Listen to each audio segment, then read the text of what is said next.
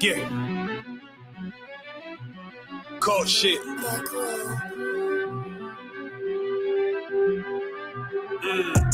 I ain't come with goons, but I'm well connected. Walk in the room and pop, pop, pop, like you got rejected. Yeah. Let me see if you qualify or not. Spinning up in a tinted truck, riding around your block.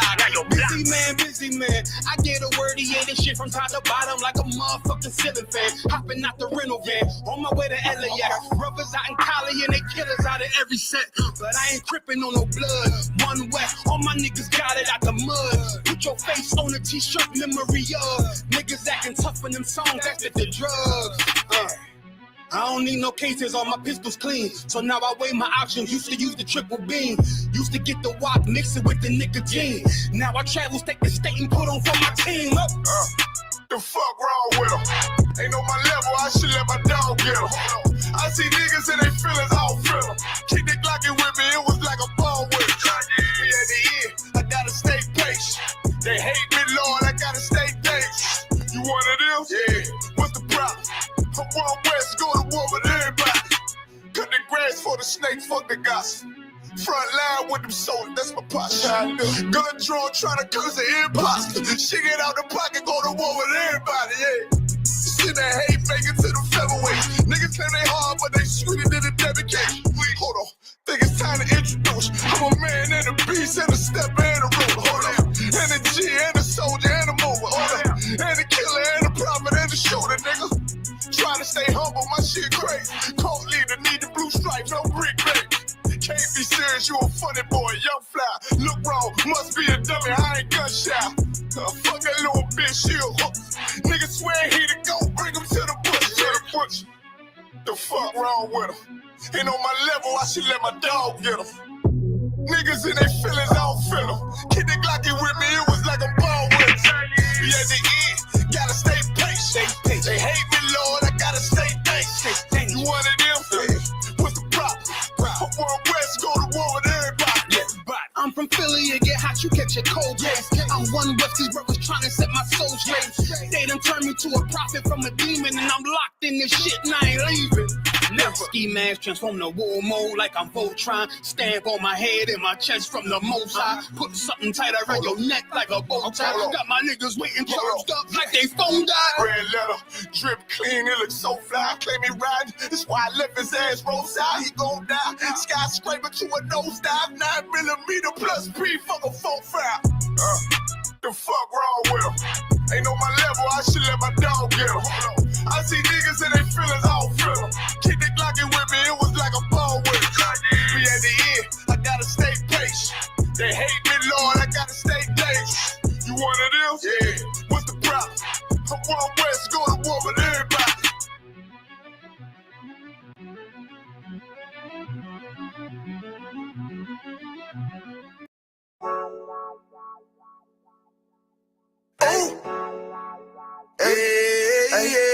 I don't give a love to fuck about what them bitches gotta say. I'm a West nigga till they put me in the grave. I don't give a love to fuck about what them niggas gotta say. I'm a West nigga till they put me in the grave. I don't care about what they say. Hey. Fuck with my Akima, fuck with my sisters, then I got a problem, I'm never gonna miss you. I got 100 hanging out the AR, I got a 50 hanging out the pistol. He say it's corner, I'm just being realistic. I be on them corner posted with the realest. If it's the Sabbath, then we going fishing. I'm reeling them in, that's a God-given mission. I'm really on 10, but I'm strapped in a pistol. I get the order, be glad of this mission. Hebrew Academy graduate, nigga. Training, put through the baddest conditions. I'm up with none but the baddest of bitches. She righteous submissive, she glad to be with me. Had that thing Putin like Vladimir, niggas. She know I'm a prophet, she glad to be listening. Disrespect, I ain't having that shit till I go make some business from scratch. She bitchin' the different breed of black men. We don't do the back thing. I remember back when I was really trapping, trying to get the racks in, selling dope to black men. But now I'm trying to make it straight. Like, don't forget about my face. We sticking up straight, can't fold us. Too heavy, the world won't hold us. Go get you some rank, I told you. Line up in these ranks, we soldier. You you can take that to the bank, we focus. Ooh, how many times must we remind you? One body, one way, some way, but never take up as a flex. When the law with you ain't no up next, it's just us, nigga, that's that on that. All that weak shit, that ain't no threat. Say you won't beat, bitch, with that ain't no sweat. We with all that, we with all that. The Lord called a nigga out the world, I responded and called back. Oh Lord, and everything that they stole from us, fuck that shit, we want all that. Them niggas snitching and they act like bitches, that's why we unaffiliated with them. They killing women and they fuck with sisters, that's why we unaffiliated with them. They telling lies, switching up the doctrine, that's why we unaffiliated with them. They ain't gon' ride until they die, so that's why we unaffiliated with them. Come on the command and general, YAHANNA, we unaffiliated with them. Like they tongue and they say they keep that shit 100, we unaffiliated with them. They telling lies, switching up the doctrine, that's why we unaffiliated with them. They ain't gon' ride until they die, so that's why we unaffiliated with them. That's why we unaffiliated with them. I cannot fuck around with fake niggas. We taking ground when we in your city. You better have the women, have the liquor. Keep that bitch on me, please don't but the same. Don't be a fool and be another victim. Say you a goon, you just another Christian. How you my brother, you ain't in here with me. In the gutter, deep down in the trenches. We with them niggas locked up in the prison. Fucking Hispanic, Native American, Indian. We ain't just talking shit, but we living in it. We be everywhere, you can't miss it. And we be precious hell, take a picture. And we special now with the scriptures. Play, we gon' script them, yeah, we some killers. These niggas tripping, they mind blown. Swear business, forgive me if I'm wrong. I don't get it pause when niggas say that they be looking for niggas to slide on. The slide that I know about is when I send with the gun with the slide on. Real, I get the order, you know that it's slaughter. See me and my niggas gon' die for kill. The bigger the better for kingdom of heaven. You niggas get wet up by me cause I'm fed up. I rep UPK. My niggas won't let up. Got choppers, got nines, AKs, Berettas. You say you don't like me, you say you won't fight with me and my nigga like bitch or whatever. You say you don't like me, you say you won't fight with me and my nigga like. Them niggas snitching and they act like bitches. That's why we unaffiliated with them. They killing women and they fuck with sisters. That's why we unaffiliated with them. They telling lies, switching up the doctrine. That's why we unaffiliated with them. They ain't gon' ride until they die, so that's why we unaffiliated with them. Come on the command and general, YAHANNA, we unaffiliated with them. Like they tongue and they say they keep that shit 100, we unaffiliated with them. They telling lies, switching up the doctrine. That's why we unaffiliated with them. They ain't gon' ride until they die, so that's why we unaffiliated with them. Yeah. See, they always ask us like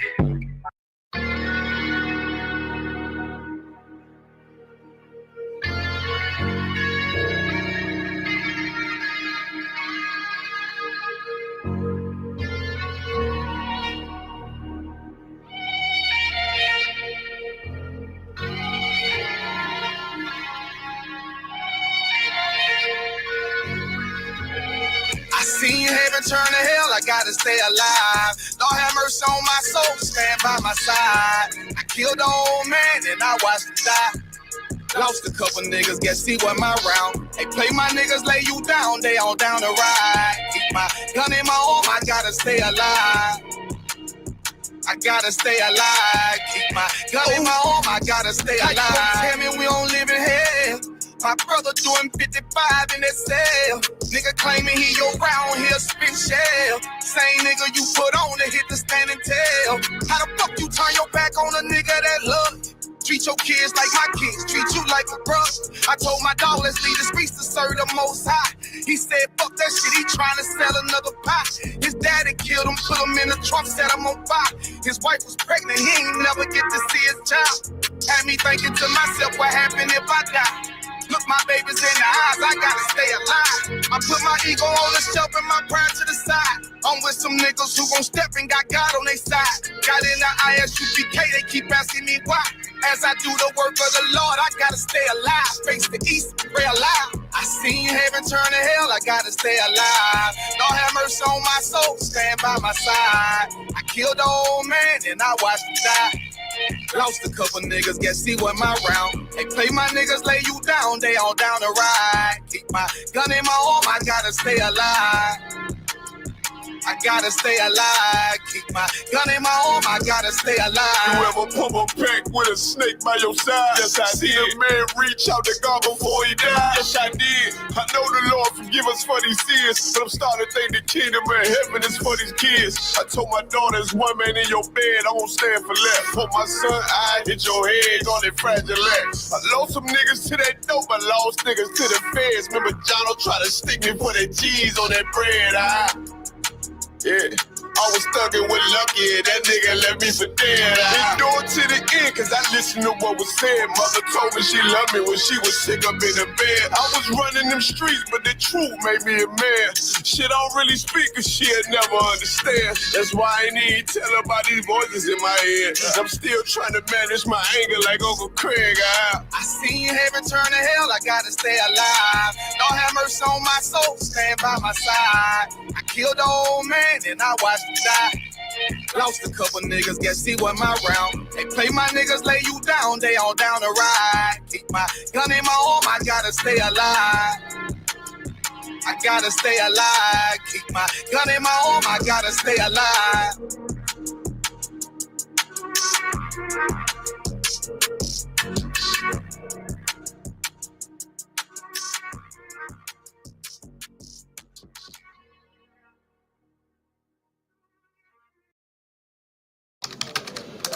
Wow, I just posted my job, and ZipRecruiter is on it. It finds active, qualified candidates with the exact skills I'm looking for. I can't believe how I used to do it before. Carl, none of these candidates are qualified. Wrong skills, wrong experience. I don't know where to put. Back row.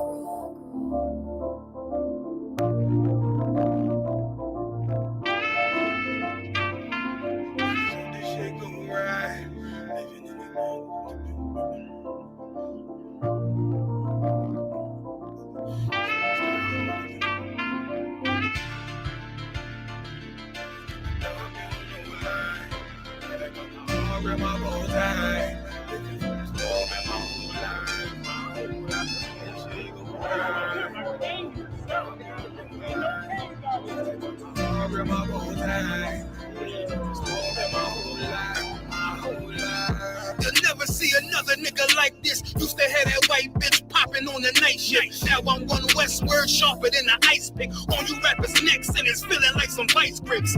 Yeah, that's light shit. Send my bro a kite quick. Ties of war, we ain't forget about you. Keep your light lit. Rappers can't see. Most of them scared to witness. Go and close your eyes. There's one right here for the trenches. Bad bitches, natural hair or extensions. Hood niggas that'll probably grip like some dentures. Runners on them fences. 23 and 1 out. Praying that that commissary hit before it run out. Who riches on the do it for half that. Had you like 90s Missy in a fucking trash bag. I'm from Philly, we don't do bank accounts, just cash app. I spit a verse and I just watch the time slow. This that guy flow, this that shit that rappers die for. This that uncut Tahoe Wall straight from Pablo Escobar. I be at the ball like Moscato.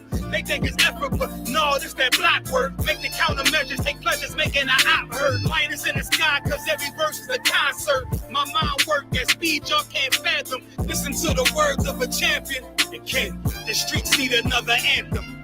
I just hope this shit go right. Living in the dark, you don't know like. Gotta got my heart with my bow tie. Waiting on this war in my whole life. I just hope this shit go right. Living in the dark, you don't know like. Gotta got my heart with my bow tie. Living in this war in my whole life. My whole life.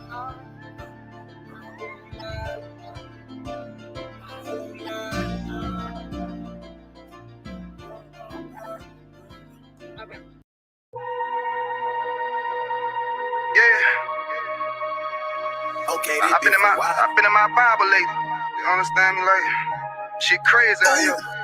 World said fuck us, so we said fuck the world. You know, the world said fuck us, Matthew 24:13. So we said fuck the world. Yeah, that shit through to the end. The world said fuck us, shall be so saved. We said fuck the world. Fuck the world. The world don't love us, no. So we said fuck the world. Look, I know your kinfolk gone, but hold on.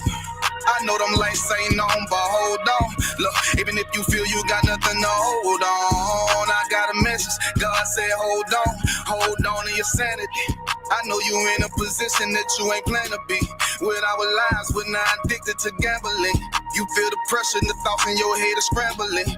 You feel the storm getting closer. You feel like giving up before you even start, then it's over. You feeling like fuck it, you going through too much to be sober. Life is passing you by as you do this over and over, over and over, over and over, over and over. Time to make a change now. Instead of that, you fall a victim to the same now. Starting to find out that this life is not a game now. Back against the wall, couldn't run as the poor man screamed to the top of his lungs. Said fuck us. So he said, fuck the world. The world said, fuck us. So he said, fuck the world. The world said, fuck us. So he said, fuck the world. The world don't love us. So he said, fuck the world. For real, look. Cover your eyes, don't wanna see the blood on the leaves. Bodies of eyes innocently hanging from trees, floating in screens, blood in the water, blood on the altar. Still don't believe justice is coming. Heavenly Father, did not Christ say vengeance is mine? Don't even bother. When he return, it's gonna be slaughter. Ooh, I know you don't wanna face it, but what's real love sound like hatred. And you gotta be fucking crazy if you think they gonna get away with killing all them babies, feeding them to alligators. All the women that was raped, the transatlantic slave trade made us build a nation that we can't partake in. School to prison, pipeline, mass incarceration. All the lives that's been taken, hated to love it. You only talk about forgiveness cause we never get justice. I think you really reluctant. I remember hearing a hood nigga say all the shit he would've done if he was living during slavery. Look what's going on today, and you ain't doing a damn thing but putting shame on your ancestors' name. But who's to blame? All these drugs, pills, weed, beans, lean, and cocaine. I get the feeling that we living in a big dope game. The world said fuck us. So he said, fuck the world. The world said, fuck us. So he said, fuck the world. The world said, fuck us. So he said, fuck the world. The world don't love us. So he said, fuck the world.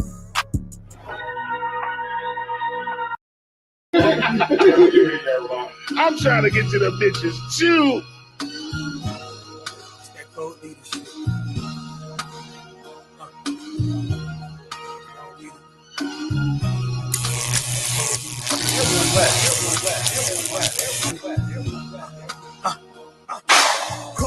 Cold leader, a nigga sick, I got that faux fever, that COVID shit, got that old Nina, I let it spit, got that brand new 9, fold you like a futon, ain't a rapper on my level, told you that a few times, bet your bottom dollar, save it like a coupon, old glass with the new wines, break a few minds, black party with a few dimes, get my shoes shine, murder shit about a few times, enemies done, how are you a co-survivor when we don't leave none, shit, put it on tape, watch it like a rerun, I got partners with the grills, want me get my teeth done, open face shit, cult leader waiting on my spaceship. You don't see us winning, better go and get your Lasix. Basics, infinity garland matching the bracelet. Made me get this snapping like Thanos in the ring. The way I walk like a cult leader, how I talk like a cult leader, how I move like a cult leader. Everything off the meter, one West undefeated. How I walk like a cult leader, how I talk like a cult leader, how I move like a cult leader. Everything off the meter, one West undefeated. Come on. Got it all playing, riding for my dogs, man.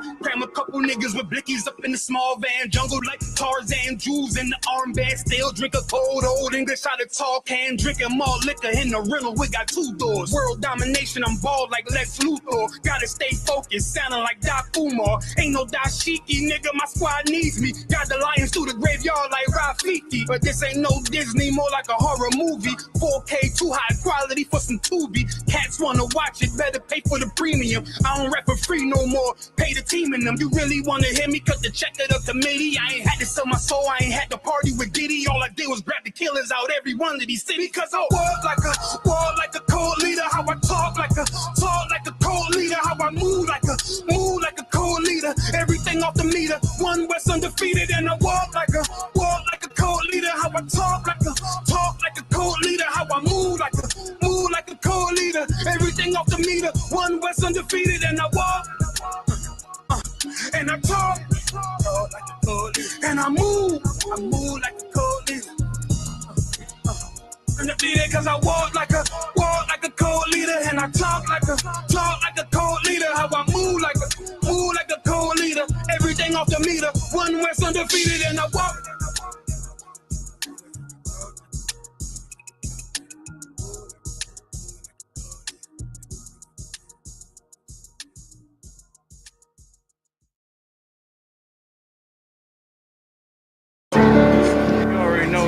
I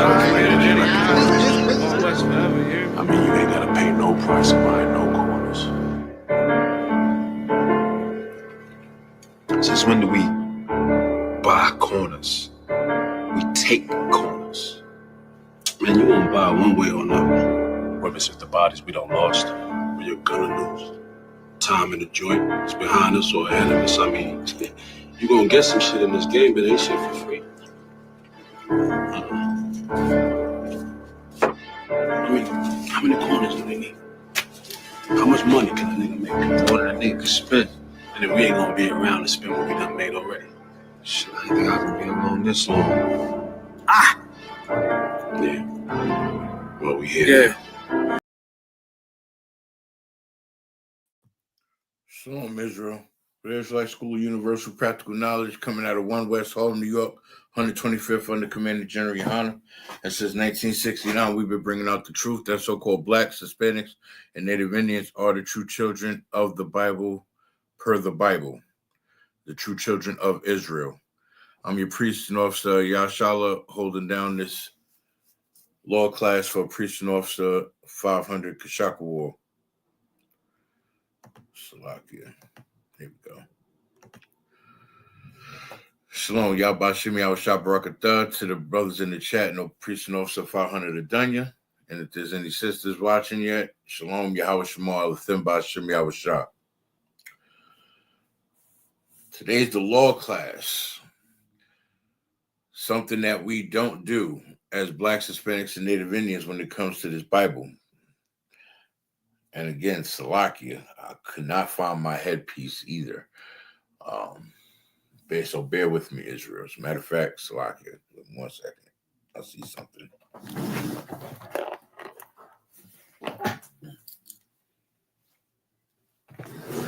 Okay.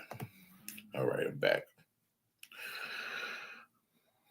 Israel. These are the times where we need law. We need structure and order.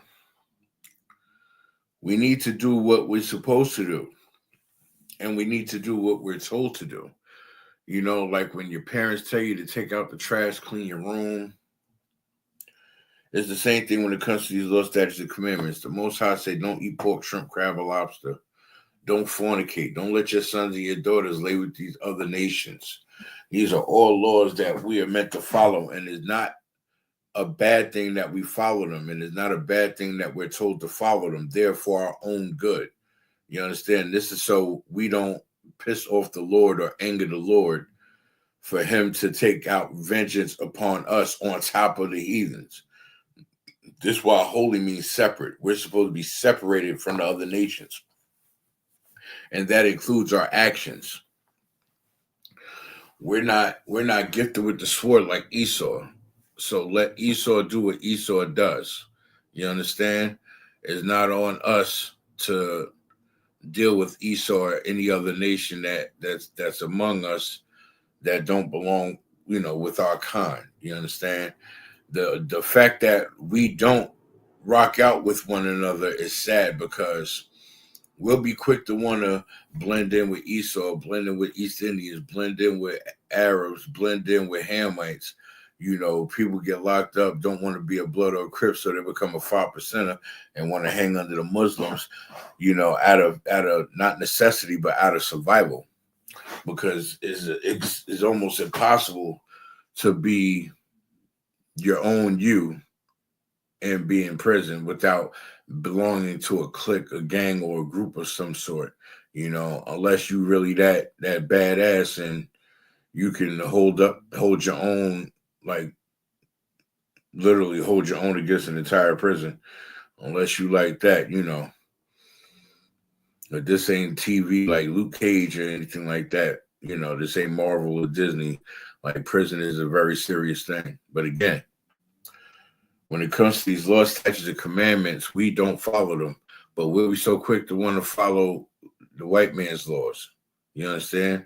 We'll be so quick to want to follow the white man's laws, regulations, and rules and regulations. But when it comes to the simple commandments of the Lord thy God, the Most High, we only follow what we want to follow. Like the Christian church, they don't keep all the laws, statutes, and commandments.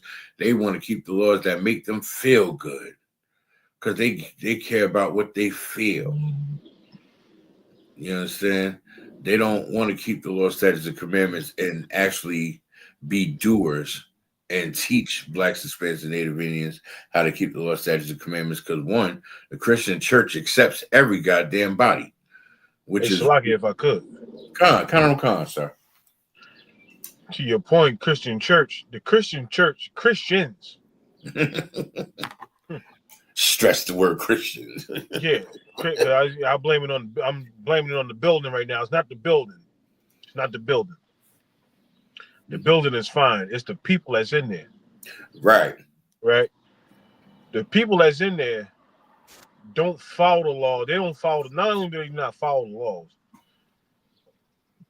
they don't follow any of the holy days. Con. They don't follow the high holy days. They don't follow the regular holy days. Nobody knows the Bible like a Christian. Right. Listen to me. Nobody knows the Bible like a Christian. But Christians don't follow the Bible at all. Right. So I was just adding on to your point right there. That's just what it is. I think that needs to be brought out in every single class. Because every time I jump on TikTok, it's always a know-it-all Christian that I'm talking to that swears he knows more than me. And I let him talk. And I let him talk.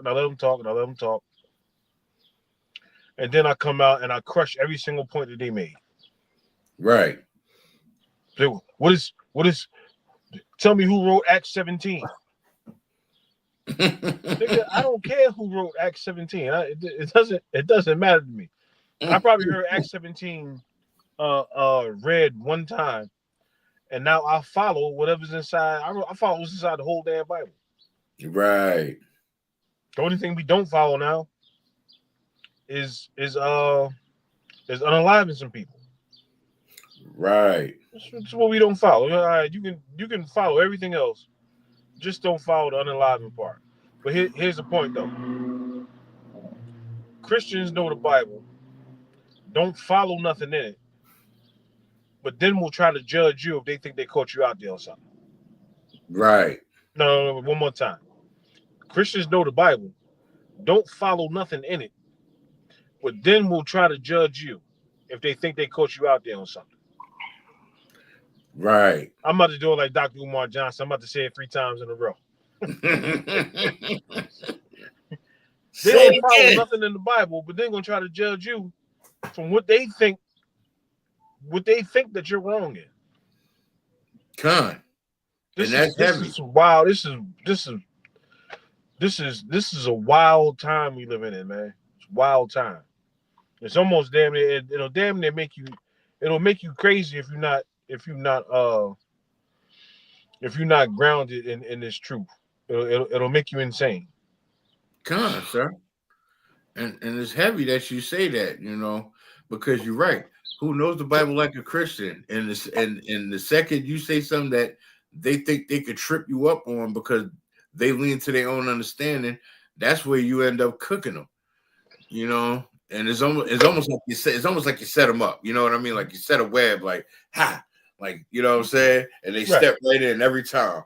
And that's when you look at them like, gotcha, bitch. You know what I'm saying? Salaki, to your point, they be trying to set you up. But right. They be trying to set you up. And end up setting themselves up. And trying to catch you out there in something, and they don't follow the law. Exactly. That's the same thing. That's the same thing Christ had to go through. Christ had to go through Negroes that wasn't following the law, taking payoffs from the Romans, setting people up, doing all kinds of injustice, and then trying to trip Christ up. Then if he fail at one if he fails at one iota of the word, they're gonna try to have him strung up on a stake and tortured. Right. Yeah, Pharisees and Sadducees is Christians, man. That's what they are. And it's heavy you mention that because you know, a couple of Hamites, they be trying to argue with and debate me and bro and try to say that, oh, they're the Sadducees and Pharisees that's in the Bible, because they try to ask questions about them being the Gentiles, and they don't get it. Like, the Bible is for Blacks, Hispanics, and Native Indians. Now, if you was asking about the Philistines, then yeah, that's y'all. You know what I'm saying? Like, that's definitely y'all. They don't understand like the context of Gentiles, because you got Gentiles that are Israelites that's not in the truth because they don't keep the law, statutes, and commandments. Right. You know? And then you got some Gentiles, which would be like the Sadducees and Pharisees. They just don't believe in the Most High at all. Right. Or they believe what they want to believe. You know, and I had to get more rooted in this truth to fully understand that. So now I know how to combat against it. But my thing is, how do you combat against something when you're not supposed to catch your jewels to swine though? Right. It's a fine line. And you can use wisdom, you know, try to help a brother. You know what I mean? I run into Christians all the time. There's one Christian got a TikTok channel. He talking about he debunks Hebrew Israelites. Okay. Good luck with that. And I tried to tell him, I said, yo, man, like, I'm not IUIC, I'm not these other people. So when you come at me, you got to come at me a little bit more correct than what you come in, because what you using against me is what you really supposed to be using for these fake Israelites out there. Right. And then, you know, I'll be talking to him, and then he'll be trying to set me up, and I'm walking with him like, oh, come on, you know how it is. I'm walking with him like, come on, man, come on, knock it the hell off, man, knock it off. So like it, how about Shimmy out shop Barakatha, Mawasar? Yeah, shalom. How about Shimmy out shop Barakatha, my lords? What's going on with you? Well, it's interesting today, man. I had sit Officer Yash's story and everything. I've been busy. Busy is all hell's Kawogaboy got me. Now, I mean, I had to fill out a grievance form for my rib, and then I had to do like about 3 breakdowns in classes. So, you know, I'm getting caught up. But this crazy story that I'm getting caught up, I just found out that this pale-face oppressor heathen that called one of our babies the N-word, guess who she married to? Let me guess who she's married to? I'm listening. She's married to a Negro.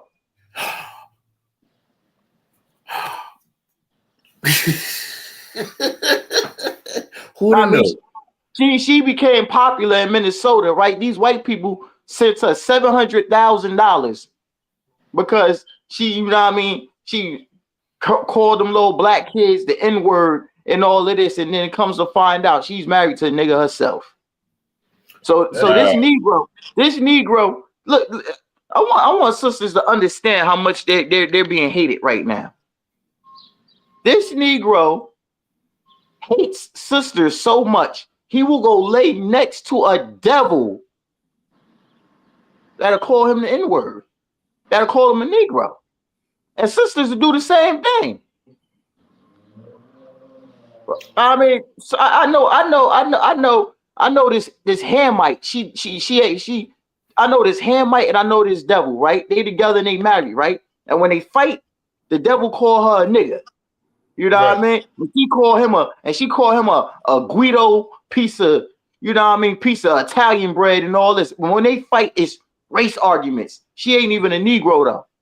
Right. It's coming to find out that, okay, you know, all couples argue all the time. But when these biracial couples get into these arguments, you find out that you lay next to a Klansman or a Klanswoman. Right. Damn right. So now, you know what I mean?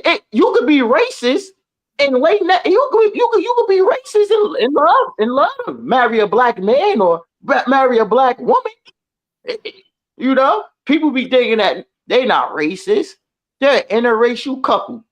You out your damn mind. These interracial couples, man, this is the last days. You're finding out that your Snow White, man, that you worship her feet, man, she really hates your black ass, man. And these sisters is finding out that Billy the carpenter hates them too. Right. Like I did a story right about this devil. He looks like a straight Klansman, and he went on a date with his sister in Milwaukee, right? And he unalived this sister and sprinkled her body parts all over Milwaukee.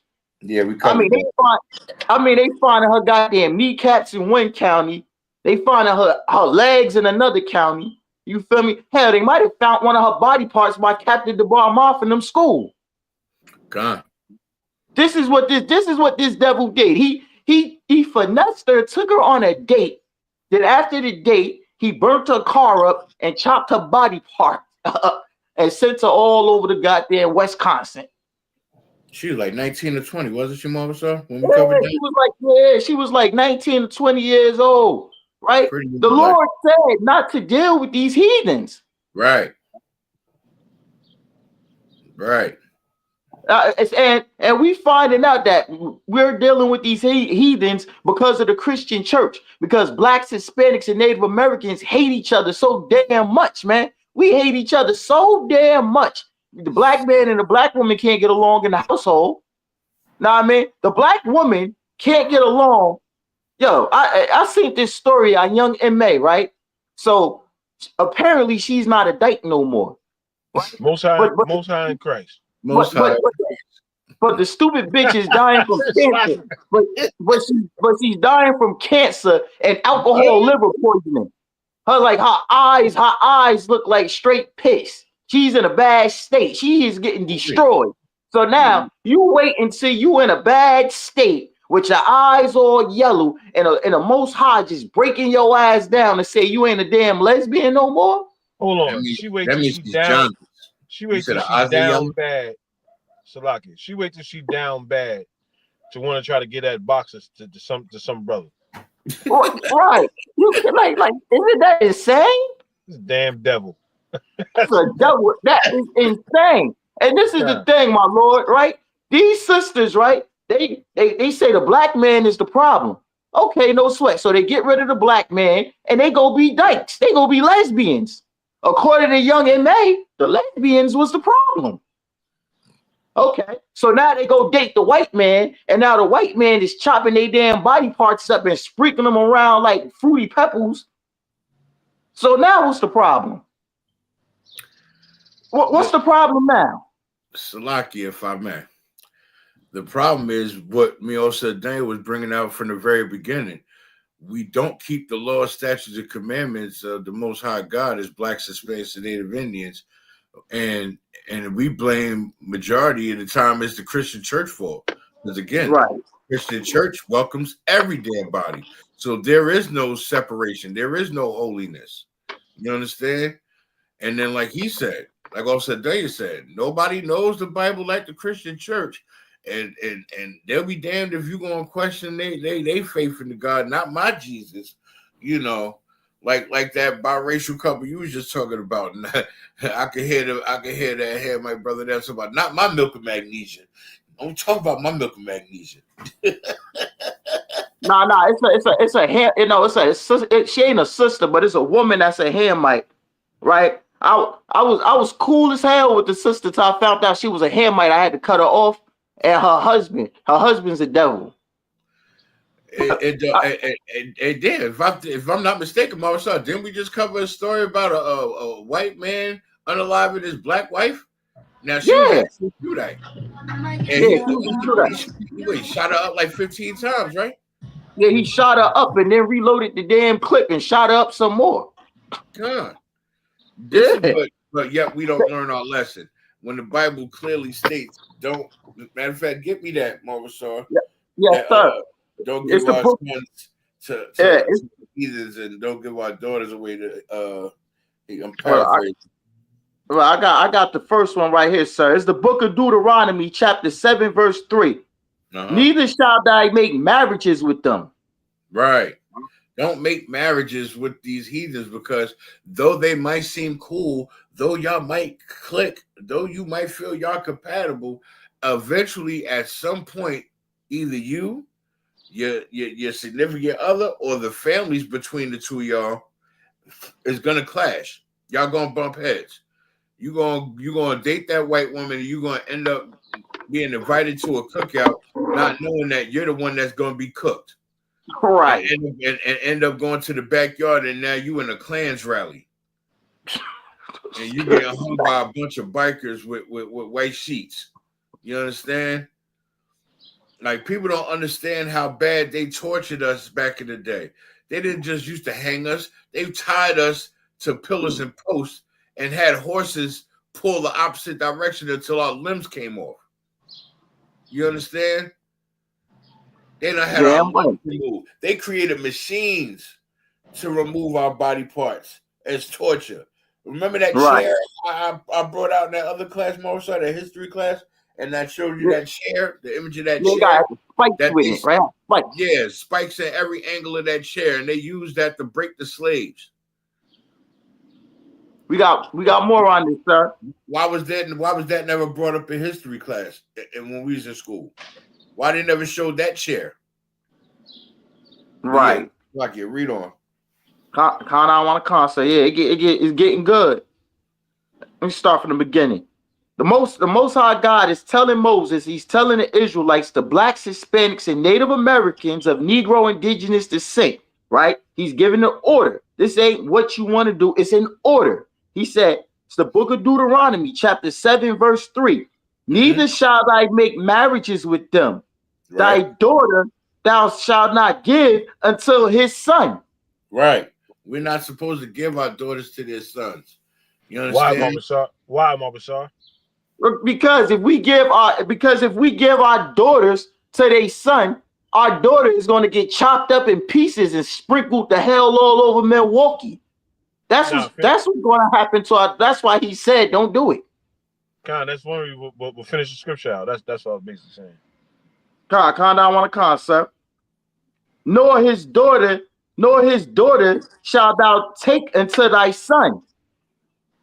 Now let's talk about that's your good old Tiger Woods. Tiger Woods ain't been the same since that devil destroyed him and beat him up with that golf club.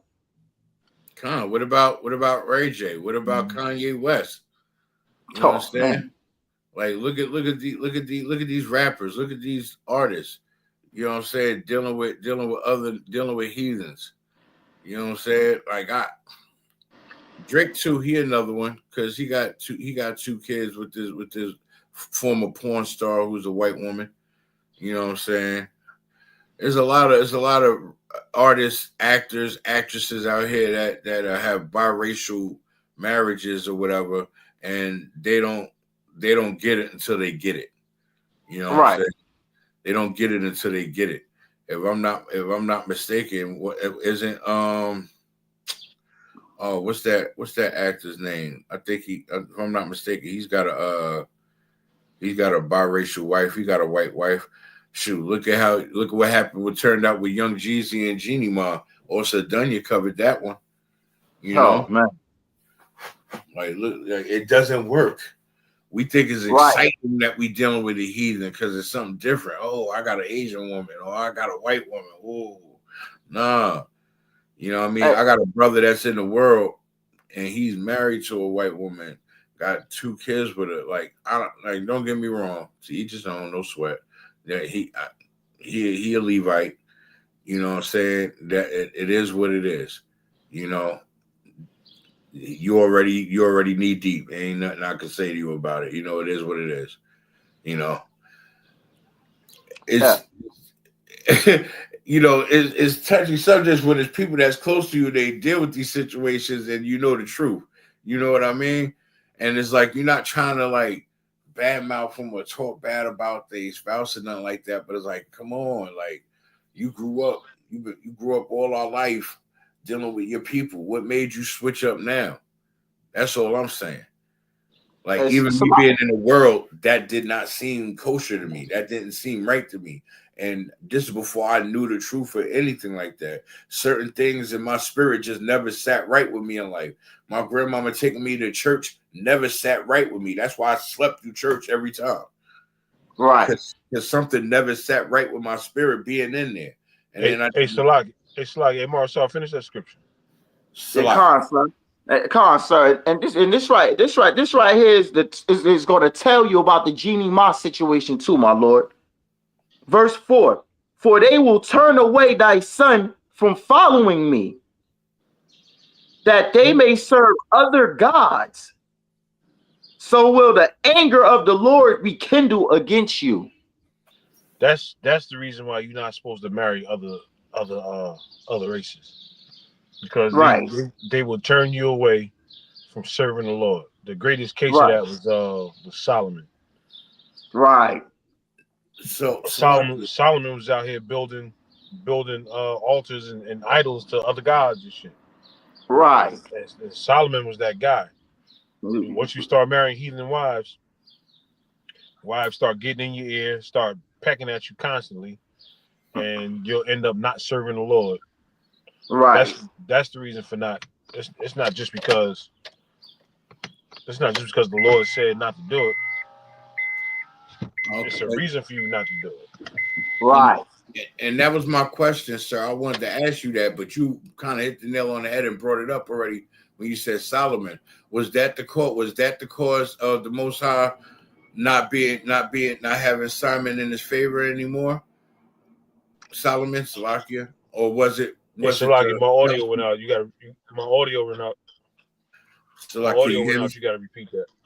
The question was that the core reason why the Most High wasn't with Solomon no more, or was it for the fact that he had became jealous and started showing hatred towards David when David was supposed to receive the throne?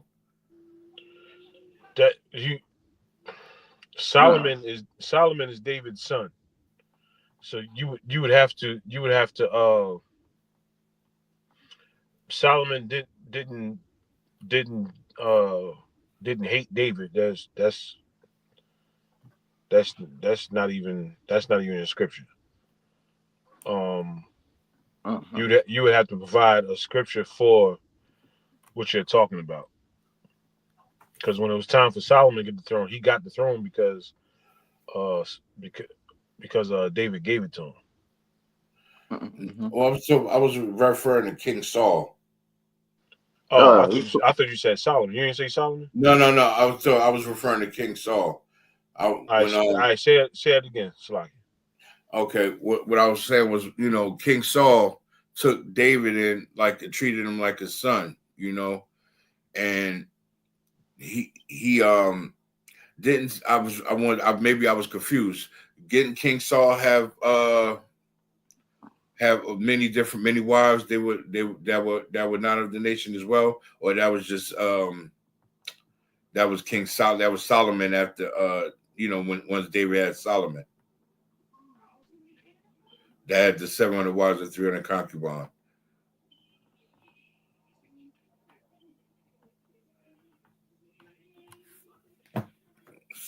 Salakia, I don't know. Maybe I was confused. Salakia. Salakia said, "Officer, done your audio went out." Possibly. You finished that scripture? Wait, no, there's more on this. Hold up. All right. Let me get it. Come on, sir. Last verse, the book of Deuteronomy, chapter 7, verse 4. So will the anger of the Lord be kindled against you and destroy thee suddenly. Lord say he's going to destroy you suddenly if you marry these heathens. Salaki, my audio cut out. What were you saying about Saul? Maybe I don't know. Maybe I was confused because I when you were saying when you were speaking about Solomon, I thought King Saul had a similar issue, like having wives that were not of the nations of Israel. No, not that I know of. Okay, so when it came to King Saul's issue was that he was a hater. Right. That's what Saul's issue was. Oh, okay. All right, no sweat. The water. Yeah. Saul's issue was that he was a hater, and he didn't kill all of the Amalekites. He didn't kill all the Amalekites like he was supposed to. And that's the reason why we got the Jewish man on our head today. Right. That's heavy. So Saul spared some, huh? Yeah, I think Saul spared one. I think, or he spared some. He either spared some or one. Regardless, he was supposed to unalive all of them. See, and he didn't do it. He needed that spirit in Nat Turner. Nat Turner said, "Nah, we can't leave nobody alive. We gotta get rid of the babies too. They all gotta go. We want to make sure nobody come back later for us." It's a lot, if I may, my lords. Yeah, he spared the one that had the money, that had the he had all the riches and the money. So he spared him. The Lord told him to kill all of it, every animal, every bit of the land, all the jury, get rid of all of it. It was one left with value. One of the Amalekites that had value. He had money. King Saul was greedy. So he said, "The hell with that. He got all the money. He got all this, man. Maybe we could spare him." Nah, I mean, he went against the Lord. He went against the Lord for money, for riches. So when the Lord got rid of his life. And here it is. He the number one guy in the world. Right. And he over here sparing somebody for some mammon. Yeah. God. Yeah, I forgot what his name is too. That's what got us in the situation today. Anytime we want a loan or we gotta buy a house with these high ass interest rates, this high ass rent is all because of the Jewish man, right? Amalek. Right. Amalek. Yeah, that's his name. Amalek. That's his name. Amalek. Amalek was his name. He spared Amalek. Amalek had many valuables. He had much money, much jewelry. He was like, so he spared them and ain't take him out. So it's heavy that my lords, you say that, because now it came back and it nipped us in the buns. And the thing about it too is it showed you how Saul was grimy, because the reason why the Lord told us to take all of them bastards out was because when we was coming out of Egypt, they didn't slaughter the strong, mighty men. They went and slaughtered our grandmothers. They went and slaughtered the elderly people, the crippled people, and all the people that were weak. That's who the Amalekites. They went and slaughtered all of them when we was running up out of Egypt. So the Lord remembered that. We had came out of Egypt already. We came out of Egypt already, and this was when we was walking around whatever continent we was walking around. And then that's what happened. When we came out of Egypt, everybody came out of Egypt. You know what I'm saying? Everybody made it out. Everybody crossed over. Everybody crossed over the sea. The Most High destroyed every single soldier inside the Egyptian army. And Egypt was finished. Egypt was finished from that day. Right. From that day on. So then after that, that's when Amalek did the BS.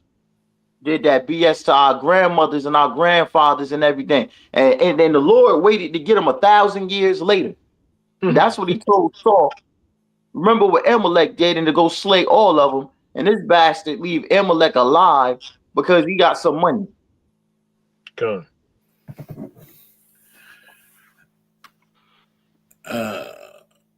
Where was I at? Could have took him. Saul could have took him. Saul could have spared him. Took all his gold and every single gem that he had, and then killed him. Right. God. But the most righteous thing to do is to unalive that heathen right there on the spot. Damn his gold, damn his gems and his diamonds. The hell with him and everything that he touched. Because the whole world belongs to the Most High. So if he had, let's just say, if he had a million diamonds and a million rubies, the Most High would have gave that to Saul. But he's carnally minded. So to answer your question, I asked, I don't remember a scenario to where Saul was where Saul had heathen wives. I don't remember that. Okay, no sweat. I was just a little confused on that one. Salakia. No, I want to ask you, this situation with the Amalekite and him being spared, is that similar to when the Israelite army was sent to go slaughter that entire town, and the Lord told them, don't take none of their riches, leave everything behind, but unalive everybody, leave nobody alive. And they unalived everybody, but one brother out of the army cuffed some of that gold and buried it. He cuffed a garment. Oh, okay, it was the garment. All right. Yeah, I thought he had stole some jewelry. Yeah, he cuffed the garment, but I don't remember that being attributed to Saul. No, not to Saul. But what I'm saying is, is that situation similar to Saul sparing that Amalekite instead of unaliving him like the Lord ordered him to? No, what you're looking for is following orders. That's what you're looking for. You looking for following orders and doing what the hell you're supposed to be doing. The Most High said, unalive every single Amalekite, cattle, they dogs, they pets, whatever little bird that they had. Everything was supposed to be unalive. The Most High said, do it. Saul chose not to do it. In the situation you talking about, the Most High said, when you get there, do away with everything. Don't touch nothing. What happened? Nigga got greedy. Bury whatever it was that he had, whatever garment it was that he had under his tent. And his family didn't know that he did it. And they ended up getting unalive too because he was greedy. Mm-hmm. So Lakia, my Lord, we could use a lot of them scenarios for what's going on today with the damn Christian church. What you mean? Or use those scenarios today where people don't follow orders and instructions of what the Lord says to do, or over greed and money, like how they'll allow. Good.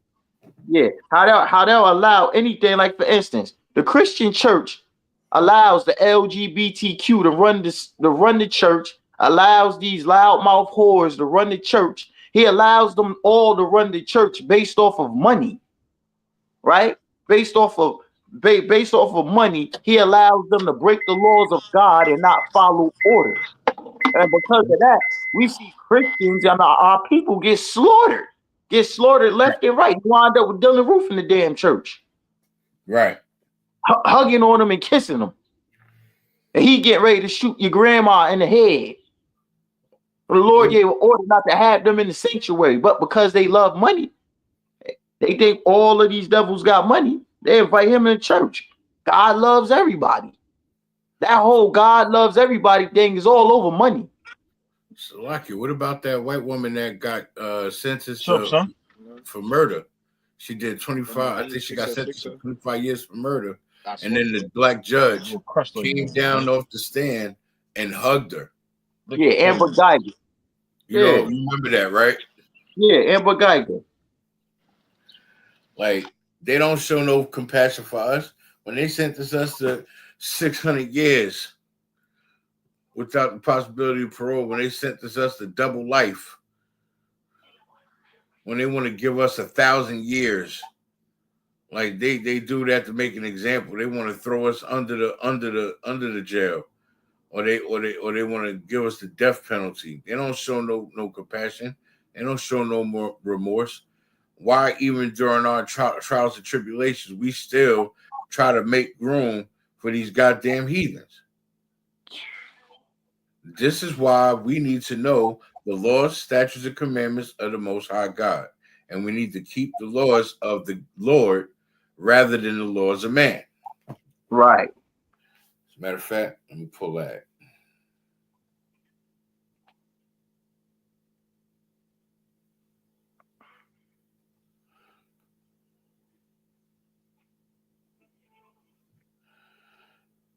Bear with me 1 second. Here we go. This is the book of Acts, chapter 5, verse 29.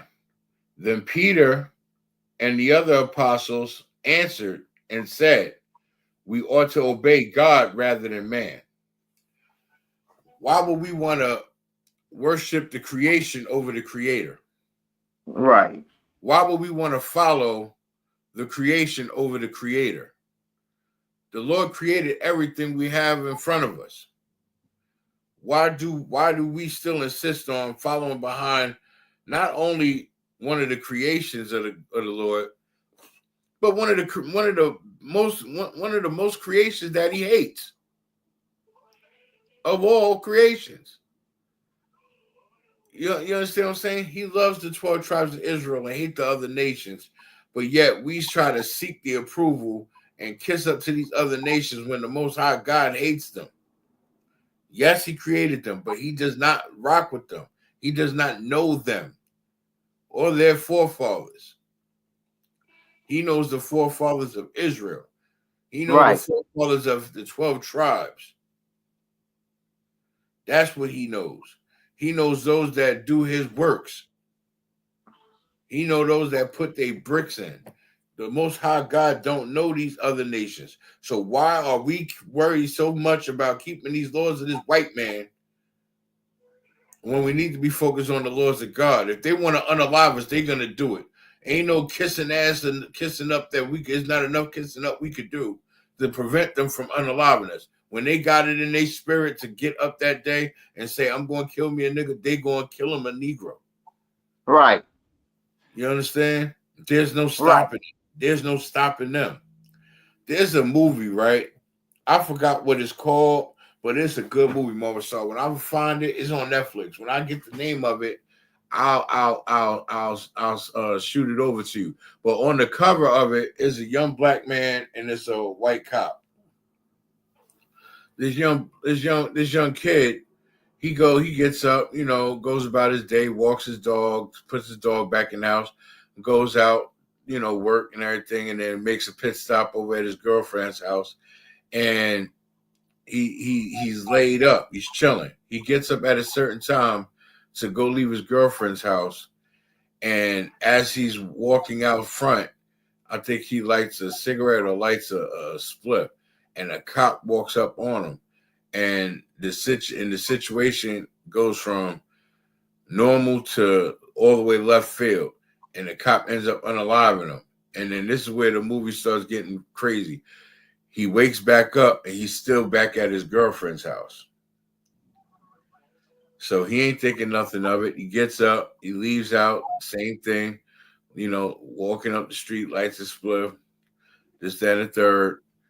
And another gets approached by the same cop. Something different happens. He still ends up getting unalive. Boom. He wakes up, laid up at the girlfriend's house. This event keeps happening over and over until he gets it right, to the point where he knows what's going to happen with everybody that walk past him down the street. The cop comes up to him. He sits there and talks to the cop like, all right, I already know you about to come over here. You're going to ask for ID. You about to say this, that, and third, this, that, and whatever the case may be. And and this is where it gets crazy. The cop listening to him, but he don't realize that the cop all along knew this, that he keeps getting up and reliving this moment every time. And every time he still got it in him to unalive him.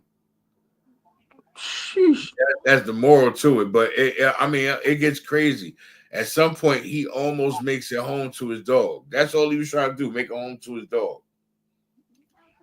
Dang. But it's a good movie. Like, if you like movies that make you think and we in the truth, this will be a good movie for you to watch. When I get the name of it again, I will send it to you. Yes, Salakia, sir. I got that other scripture you was looking for with marrying the heathens. This gets deep. Oh yeah, let me get that. Yeah, definitely. Let me get that. Yes, sir. It's the book of Nehemiah, chapter 13, verse 23. In those days, I also saw Jews that married the wives of Ashdod and Ammon and of Moab. Ashdod is like them Germans or Russians, I believe. Ashdod, it's a devil. It's a devil. Ashdod is definitely a devil. That's why they call the bastards of Ashdod. And Ammon is the Japanese people, and we know Moab is the Chinese people. So now Nehemiah is saying in these days we seen brothers marrying these genie mas and these devils. This ain't nothing new under the sun. And what the Lord said really happened, because now 24 is going to tell you what happened. And their children spake half in speech of Asdod. So now they speak in the heathen language. They ain't even speaking Hebrew. Right? They had a baby with these heathen wives, and the baby is speaking the heathen language. And could not speak in the Jews' language. And a baby could not even speak Hebrew, but according to the language of each people. Nehemiah is losing his damn mind. You marrying them heathen women, you taking out all they customs, man. All the customs. Salakia, sir. No, what you're saying is not so. You still got more on that? Yeah, I got 25. So, right. And I contended with them and cursed them. Nehemiah was mad as hell. Nehemiah cursed them. Now, I mean, hey, Christians, I thought you wasn't allowed to curse. But yeah, he cursed them. Nehemiah went off on them, and he smoked certain of them and plucked the hairs out their chin. Meaning he laid hands on them. Hold on. Right, son. Hold on. So Nehemiah was whooping ass? Nehemiah was whooping their ass because they had babies with these heathens, right? And the heathen the babies was speaking the heathens' language. Ain't no Hebrew at all, but they knew how to speak some damn cracker language of Ashdod, or they knew how to. Yeah, that was like Ashdod. Yeah, Ashdod, right? Or they knew how to go speak some Moabite language or Ammon language. So Nehemiah lost his damn mind on them. Like, what? He pulling their beard heads out their face. Nehemiah was whooping tail. That's right. what Nehemiah was doing. We're not allowed to beat people up anymore because Christians don't get it. We're not allowed to do that anymore. Right. Ain't we allowed to chastise though, sir? Chastise is different from whooping ass. Yeah, I thought whooping ass was a form of chastising. Wow, whooping ass. This is some different type of whooping ass right here. He was tearing him up. You're not listening. Yeah, so like I said, we keep all the laws. Nehemiah was keeping the law to the letter. Right. I wish we could put hands and feet on these Christians that start trying to disrespect us, Commander General YAHANNA, and the whole school. I wish we could, but we can't. We gotta have some compassion. We gotta have some compassion. We gotta have some patience with these. And they think they know. They think they're funny. The wild shit is they think they know something. Right. That's the wild shit. And we're showing mercy and compassion, and they thinking that it's them that know something that we don't. Right, and they think they're getting over. Right. That's the frustrating part. Right here is what I'm discussing is what Christ was doing the whole time. Right. So Salakia, so another reason why we not allowed to put hands on people too is because when Christ first of all, we all were sinners.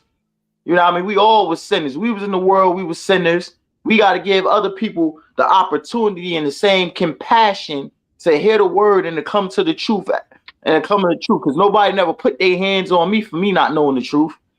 You know what I mean? So we got to have that same level of compassion. But when Christ was walking, Christ was trying to show them compassion rather than hurt them. That's why he ain't allowed the Pharisees to stone that whore. Now, I mean, he didn't tell her to go be a whore again. He just said, "Don't go sin no more. You're gonna get some compassion." That's all. That's all it was about. And the level of compassion. Young man Hector in the building. I'm pulling it up now. That brother been in here for a minute. I what they say? I see you. What's the word I'm looking for? I see you. Israel. We're gonna say that.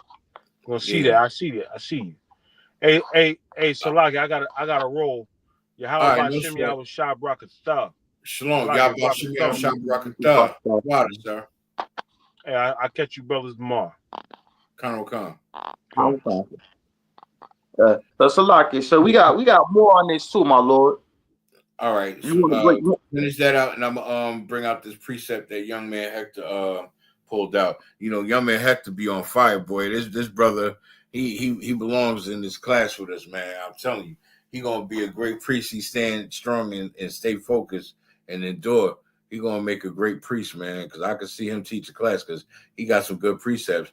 He even wowed off Sequoia Ball at Kashak last night in class. Yeah, Most High Christ. Yeah, finish this. And I smote a certain of them and plucked off the hair and made them swear by God, saying, Ye shall not give your daughters unto their sons, nor take their daughters into your sons, or for yourselves. This is the precept of Deuteronomy 7 and 3 and 4. This is the last part right here. Did not Solomon, king of Israel, sin by these things? And now he's talking about how King Solomon sinned for marrying them different heathens. See, and this is why it doesn't pay to deal with these other nations. And even like Captain Cesariak said, it's not that a lot of these heathens don't look good or don't look decent or not beautiful, because some of them actually are pretty. Some of them actually are cute. Some of them actually got nice looking bodies, but it's not biblically and spiritually, it's not sound for Blacks, Hispanics, and Native Indians to dwell with them, to lie with them, only because the Most High God said it's not for us to do so. You understand? It's nothing the slight against them. But if our God say for us to not lay with them, then we're to do what our Father tell us to do and not lay with them. You know, right? As good as they might look, as cool as they might, some of them actually might be, or whatever the case may be, or however submissive some of them really could be. It's not for us to lay or dwell with these other nations, and it's only just a matter of being what we're told to do and following the order. If we was told anything else, then it wouldn't be an issue. But being that this is a commandment, we gotta we gotta follow it. Yeah, right. Because some of them, I ain't gonna lie, some of them be looking real tempting, but damn it, I can't do it. I can't do it. Nah, they definitely, shit. They definitely be looking tempting, but you can't do it. It be some devils. They look tempting. You better not do it. You know better than I do, more so. Your ass go on that gram or shit like that. Damn devils that had your dumb ass drooling. Looking crazy. Looking crazy. When I was working at the college in the kitchen, I'm out there in the cafeteria area, like some of them students, man. I tell you, some of them make you want to question, like, what's your father? That's a straight up devil. I gotta make sure. Right. But yeah, young man Hector brought out this is the book of Joshua, chapter 23, starting at verse 11. Take good heed, therefore, unto yourselves, that ye love the Lord your God. Take heed and make sure you love the Lord. Right about that. It's the book of Joshua, chapter 23, starting at verse 11. It's good to take heed. Basically, Joshua's telling you, take heed to yourself and make sure, love the Lord God. And how do we love the Lord God? By keeping his laws, statutes, and commandments. All right, verse 12. Else if ye do in any wise go back and cleave unto the remnant of these nations, even these that remain among you, and shall make marriages with them, and go in unto them, and they to you. Yeah, this is where it's starting to get a little trippy. This is where they let you know, like, this is not good.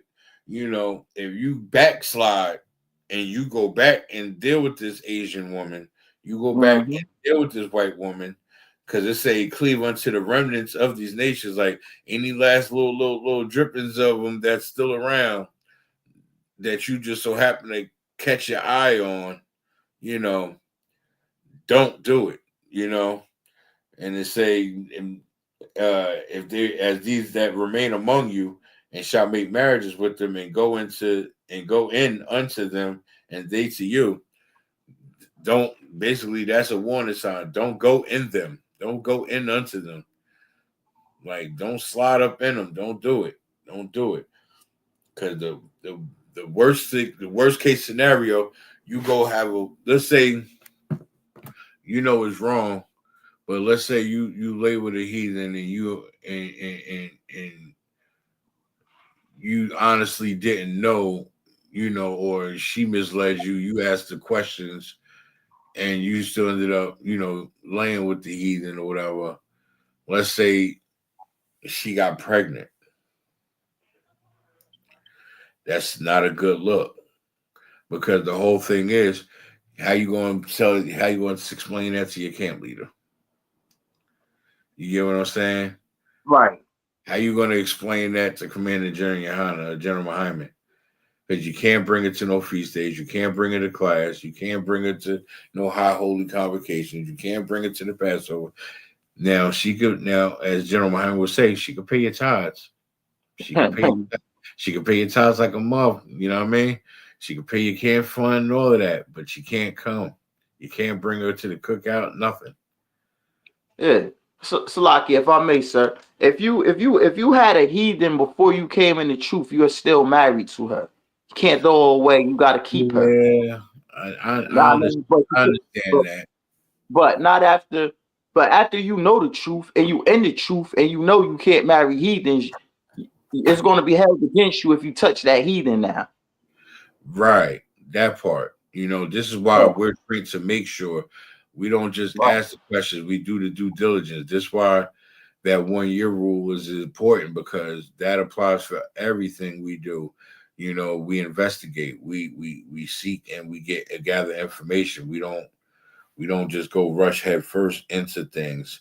And this is why this saying is so important, to not rush and go deal with these other nations, let alone lay with them. That's the last verse. It's the book of Joshua, chapter 23, verse 13. Know for a certainty that the Lord your God will no more drive out any of these nations from before you, but they shall be snares and traps unto you, and scourges in your sides and thorns in your eye, until ye perish from off this good land which the Lord your God have given you. Basically, what I'm saying is, even if you're not around an abundance of them, for whatever remnants that's left around them, they're left to be as a test. They're left to be snares and traps to see if you're going to be weak enough to fall for or not. So the goal is to be strong, be rooted in this truth, and just keep the Lord's statutes and commandments in your inward parts at all times. Not lay with these heathens. You understand? Don't lay with these heathens. Don't dwell with them.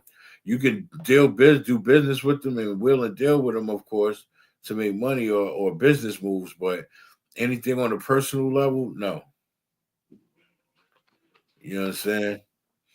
Like, don't get me wrong. Before the truth, I had a real good friend of mine that I got to know over the internet over time from Australia. Like, we got cool as hell. Like, you know, I didn't physically meet her and her husband, but I met her and her husband. Like, she's a cool ass chick. Like, I used to send her to the O2 Arena in Australia for UFC matches for me to place bets. Because the O2 Arena for UFC is in Australia. So whenever they have a fight out there, I'd get in touch with her and try to see if she could play some bets for me at the O2 Arena. You know what I mean? But that was pre-truth. But I've lost that in touch with that person. You know what I mean? Like, and this is why we explain to people, like, it's no slight against these certain individuals. It's overall the nation of these people and the crimes that they committed against our people. You know, you're gonna run into some cool ass white folks. You're gonna have some cool ass white folks, or already have some cool ass white friends, but pre-truth. You know what I'm saying? And it's gonna be 10 times harder trying to maintain those relationships and friendships once you get into this truth. You know, and again, there's no slight to them. There's nothing personal against them. It's just who you gonna rock with. You gonna rock with your God, or you gonna rock with these people? You know what I mean? Yeah.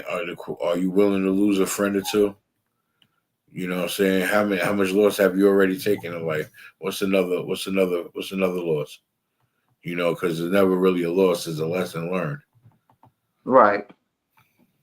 Now, let's say I was cool with Eminem. Not giving up that camaraderie, but me being the truth and knowing the truth, I would play it more to the business side. You know what I'm saying? We could be cool, but I would play it more to the business side, shit that's gonna help benefit my career, you know what I'm saying, without looking like I'm just using them. You get what I'm saying? But right. Like, I mean, would I bring them to a cookout? Yeah, not a UPK cookout, but if I'm throwing a little something in my backyard, yeah, come on through, pull up. You know what I mean? We could have a karaoke night. You know what I'm saying? But we're not supposed to overall, we're not supposed to dwell with these heathens. We can do business with them and such, but you know, we're not supposed to marry them, lay with them, or let them lay with our sons or daughters. Period. And you know, another thing, you know, that we don't pay attention to when it comes to these laws, statutes, and commandments, right? Is a difference in rulership and how we're supposed to handle the rulership. You know, when we're supposed to be in rulership, we're in a better place. We're in a better state. You understand? In the book of Proverbs, chapter 29, verse 2, it says, when the righteous are in authority, the people rejoice. You know, Blacks, Hispanics, and Native Indians, we're going to rejoice when we're in rulership again, because we're not going to deal with the racial equality. We're not going to deal with the racial authority of other nations not knowing their place and treating us like garbage. We're not going to have to deal with, you know, law enforcement with their knees in our neck, putting bullets in our back all the goddamn time, or just looking to unalive us. We're not going to deal with that anymore. You understand? When we are in authority, we rejoice. It's nothing but good times in serving the Lord, and being with your brothers and your sisters. You know what I mean? And living life and building up a nation, having wives and getting along, because that feminism shit is going to be out the window. Damn right. You understand? That's the key thing. Let me take it from the top. It's the book of Proverbs, chapter 29, verse 2. When the righteous are in authority, the people rejoice. But when the wicked beareth rule, the people mourn. Don't we mourn while the white man being the devil that the Bible speaks of? You know Damn right. Constantly being oppressed and beat down like a fine powder. You know, I get tired of being oppressed. I get tired of having to fall back because they supposed to go ahead of me or go for it. No, that I was here. I go. You know what I'm saying? But then it's like you had that mind frame or that mentality, then you don't get served. Now it's like, now you start looking at things real different. You know, it's a wicked world that we live in, and when the wicked bear rule, we mourn. We're sad. We're sad. We're depressed. We're stressed out because the white man is the devil that the Bible speaks of. And it seems like no matter how many goddamn jobs we work, we're not going to ever get ahead.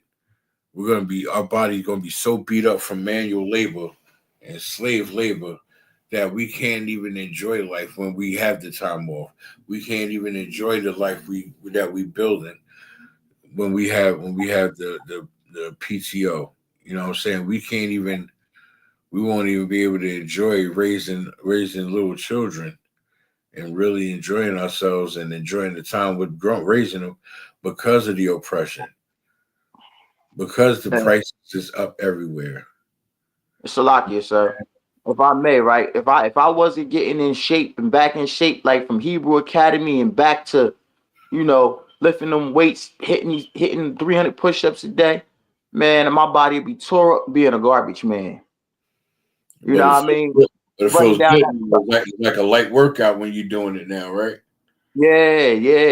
It's man. It's beautiful. It's beautiful now because of the, the strength I did in Hebrew Academy. Before Hebrew Academy, I was average.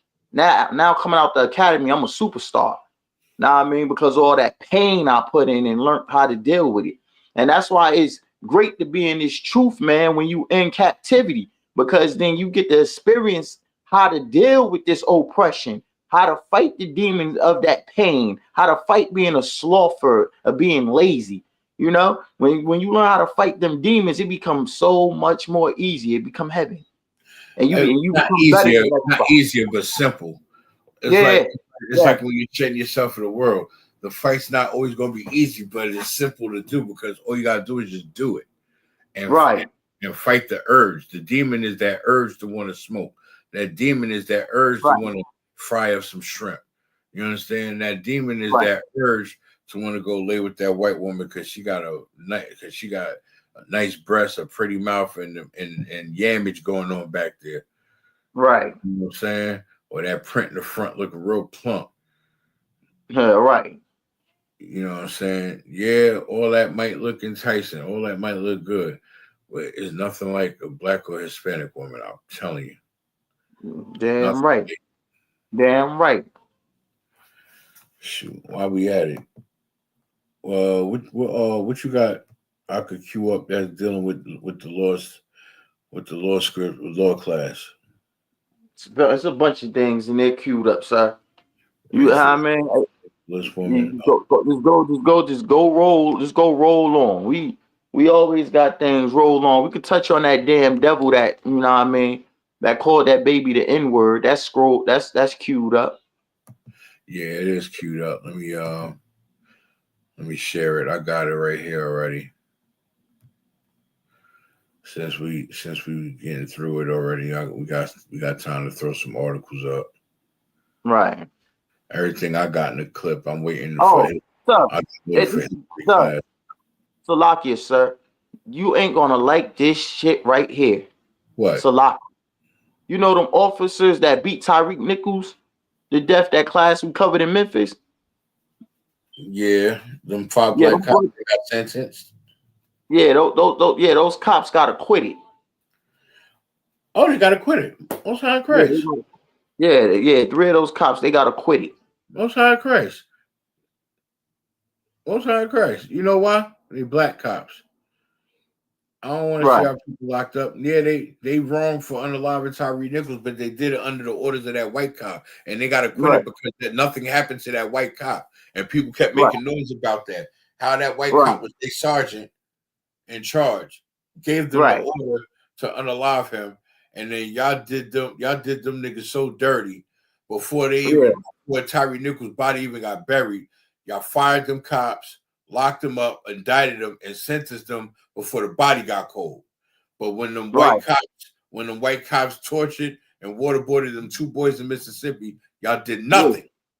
Did nothing. Damn right. You did absolutely nothing. It took you 1.5 years, 2 years just to indict these white cops because they got the complexion for the protection. But when Yahweh Shah Mashiach returns to this earth, when Christ returns, ain't gonna be none of that shit no more. I guarantee it. It will not be none of that no more. We're gonna fix that right away. Damn right. I'm telling you, heads will roll. Damn right. Heads will roll. Oh, look at this. All this stop racism nonsense. Racism is never going to stop. And the thing is, Oscar Quagmore broke it down last night.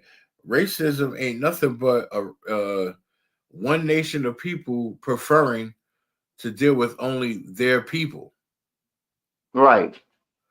Like black people only wanting to deal with black people, or blacks, Hispanics, and Native Indians only wanting to deal with Blacks, Hispanics, and Native Indians.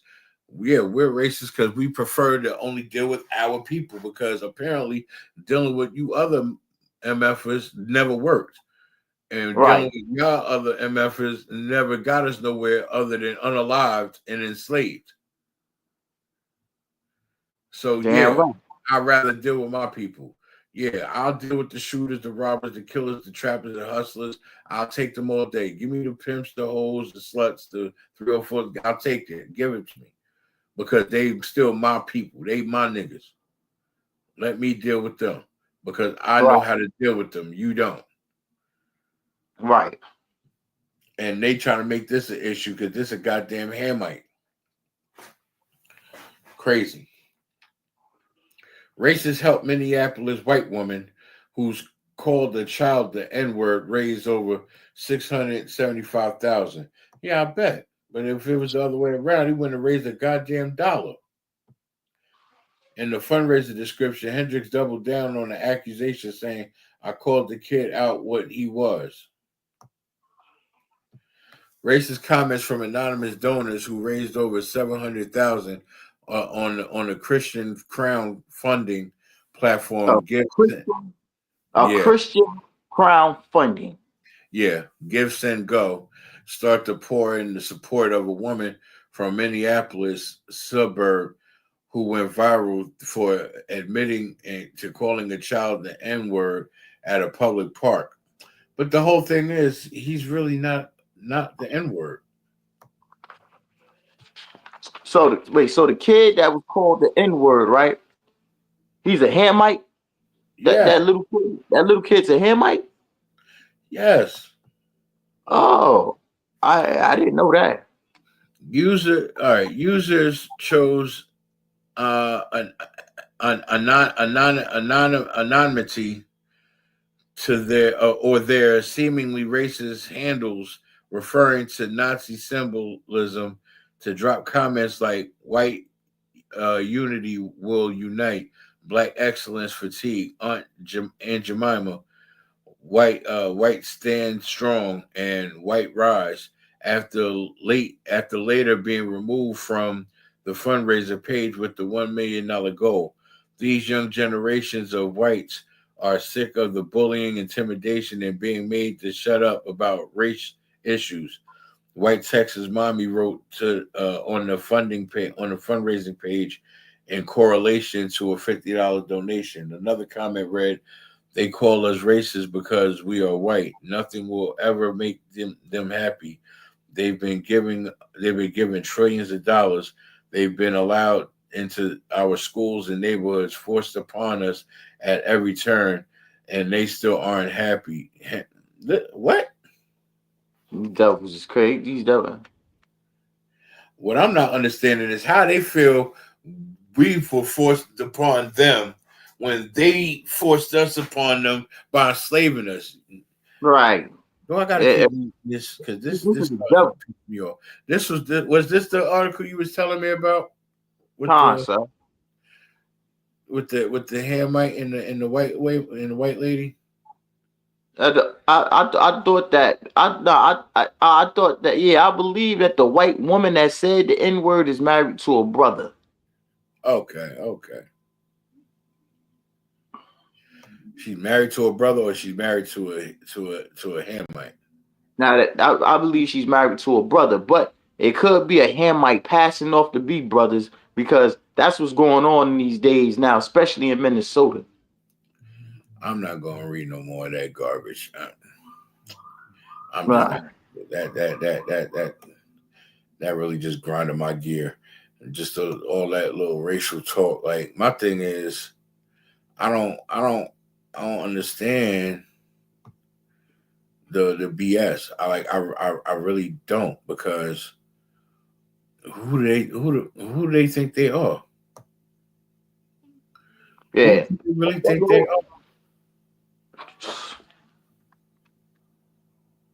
Yeah, these devils, man. These devils are like, it's crazy. I can make heads and tails. Hold up.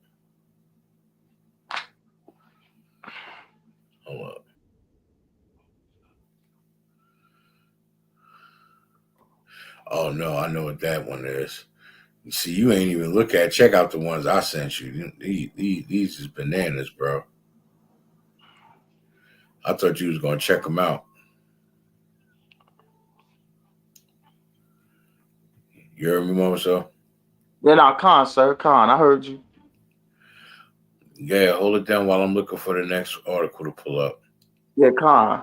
Yeah, Khan, I don't want to Khan, sir. Yeah, so these devils, man, the Lord already said that he hated these devils, man.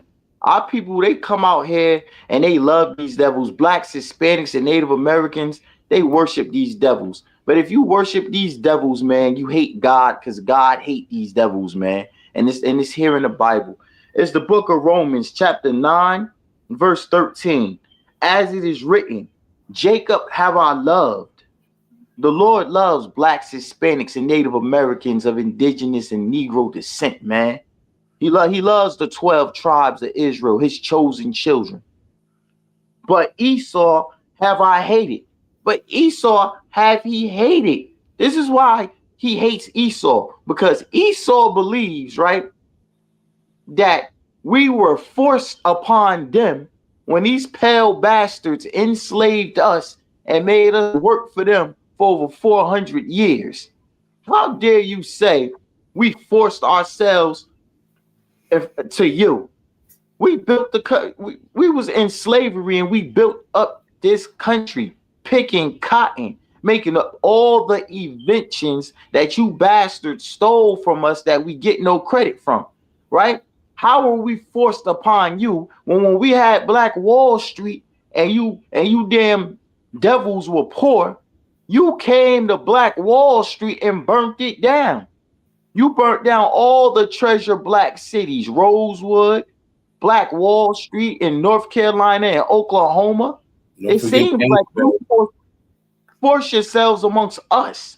You burn down our cities, right? And a matter of fact, when the civil rights movement started, you devils, the Amalekites, they was behind that civil rights movement. All black people didn't want to unify with these devils, but the Amalekites, they pushed it. The so-called Jewish man, they was in bed. They were the ones that pushed this equality and let's join together and be one nation and one happy family and all that other garbage. I mean, that wasn't black folks' idea. A lot of black people was happy with segregation, but the Jewish man, he pushed integration. That's what he did. He was championed in that civil rights movement. All Martin Luther King and all the Christian pastors, they was all working for the Jewish man, as they still do today, pushing that garbage agenda with that Pharisee spirit. I'm going to go down. What shall we say then? Is there unrighteousness with God? Are you Christians trying to call God unrighteous because he hate the white man's guts? God forbid. For he said to Moses, I will have mercy on who I will have mercy on, and I will have compassion on who I will have compassion on. You can't tell the Most High God who to love and who not to love. Are you out of your damn mind? These goddamn Christians, man, in these churches, bro. Now, I mean, make me sick to my stomach. They really believe that they can tell God who the hell to love and who not to love. They really was pushing this God loves everybody nonsense. That's why your dumbass grandmother got a picture of a goddamn pale homosexual with straight long hair hanging up in the middle of the goddamn living room. Because you're trying to push God loves everybody and white Jesus. Meanwhile, that's not even an image or picture of Christ. But you have an image of Caesar Borgia, who's an LGBTQ mafia member, stone cold murderer, one of the most disgusting bastards on the planet. And you got him sitting in the house because you're trying to force the Most High God to love white people. The same way you trying to force your family to love these pale-faced oppressors. And the Lord said, God forbid, for he will have mercy on who you have mercy on, and he'll have compassion on who you have compassion on. I'm going to go on. So then it is not of him that willed, nor of him that runneth, but of God that show the mercy. And it's of the Most High God who show the mercy, man. You can't show mercy. You're not powerful enough.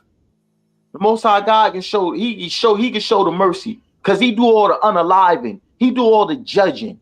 It's up to him who he show mercy on. And you want to show mercy on people who created the Ku Klux Klan and hung our people, who created the Aryan Nation and unalived our people. You want to show mercy to goddamn Adolf Hitler, who hated black people's guts. You want to show mercy to Jeffrey Dahmer. I bet you stupid, silly Negroes would have invited Jeffrey Dahmer in your church the same way you invite Dylan Roof in the damn church. Meanwhile, Jeffrey Dahmer is eating black men and eating black women. And you'll just invite them right into the church because you're stupid. Right? You think you can tell the Most High God who to love. You got to understand, this movie belongs to the Lord. This is the Most High God's movie. Right? Whenever you break the commandments, break the laws, or go against the Most High God, you are messing with the Most High God's movie. Hey, Shalaki, what you're saying is so heavy, right?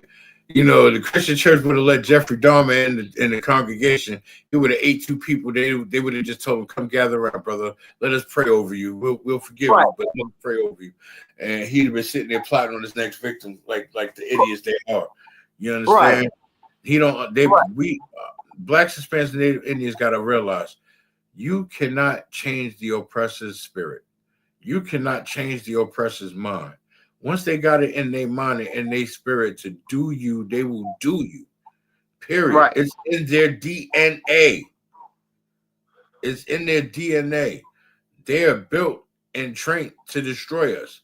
There's nothing you could do. Not a girl, not a female, or not a black woman can hump them enough. Not a black man can stroke it enough. Ain't nothing you could do that is get it out of their head when they got it in their heart to destroy you. Right. When they want to bring you down, they'll bring you down. And there's nothing you can do about it. Why? Because you wasn't supposed to deal with they nasty ass in the first place. Right. And when I say nasty, I mean nasty in their wickedness and their wicked ways. Because they are the most subtle beasts in the field. As a matter of fact. Right. Let me pull this precept right quick. It's the book of 1 John, chapter 3, verse 4. Whosoever committeth sin transgresseth also the law, for sin is the transgression of the law. If it say, do not follow the ways of the heathen, don't do it. If it say, don't stand the tree upright and decorate it with silver and gold, for it is a heathen custom. Right. If the Lord say, don't go into the land of the heathen, into the land of Samaritans, part from them. If you can't go around them, don't go into the land of Samaria and interact with them. Stay away from them. Why do you think Sodom and Gomorrah why do you think the city of Sodom was destroyed? Right. They are the epitome of the transgression of the law. And what bugs me out about these other nations, Mama Saw, they talk about the goddamn Bible like it applies to them. Right. They want to sit there and say, oh, the Bible is talking about you. Okay, then how come you don't fit in none of the goddamn curses?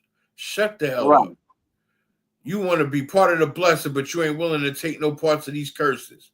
Shut your mouth. Heish. You understand? That's the problem with these. That's the problem with these heathens, Mama Saw. They want all the benefits, but none of the repercussions. Right. Of course.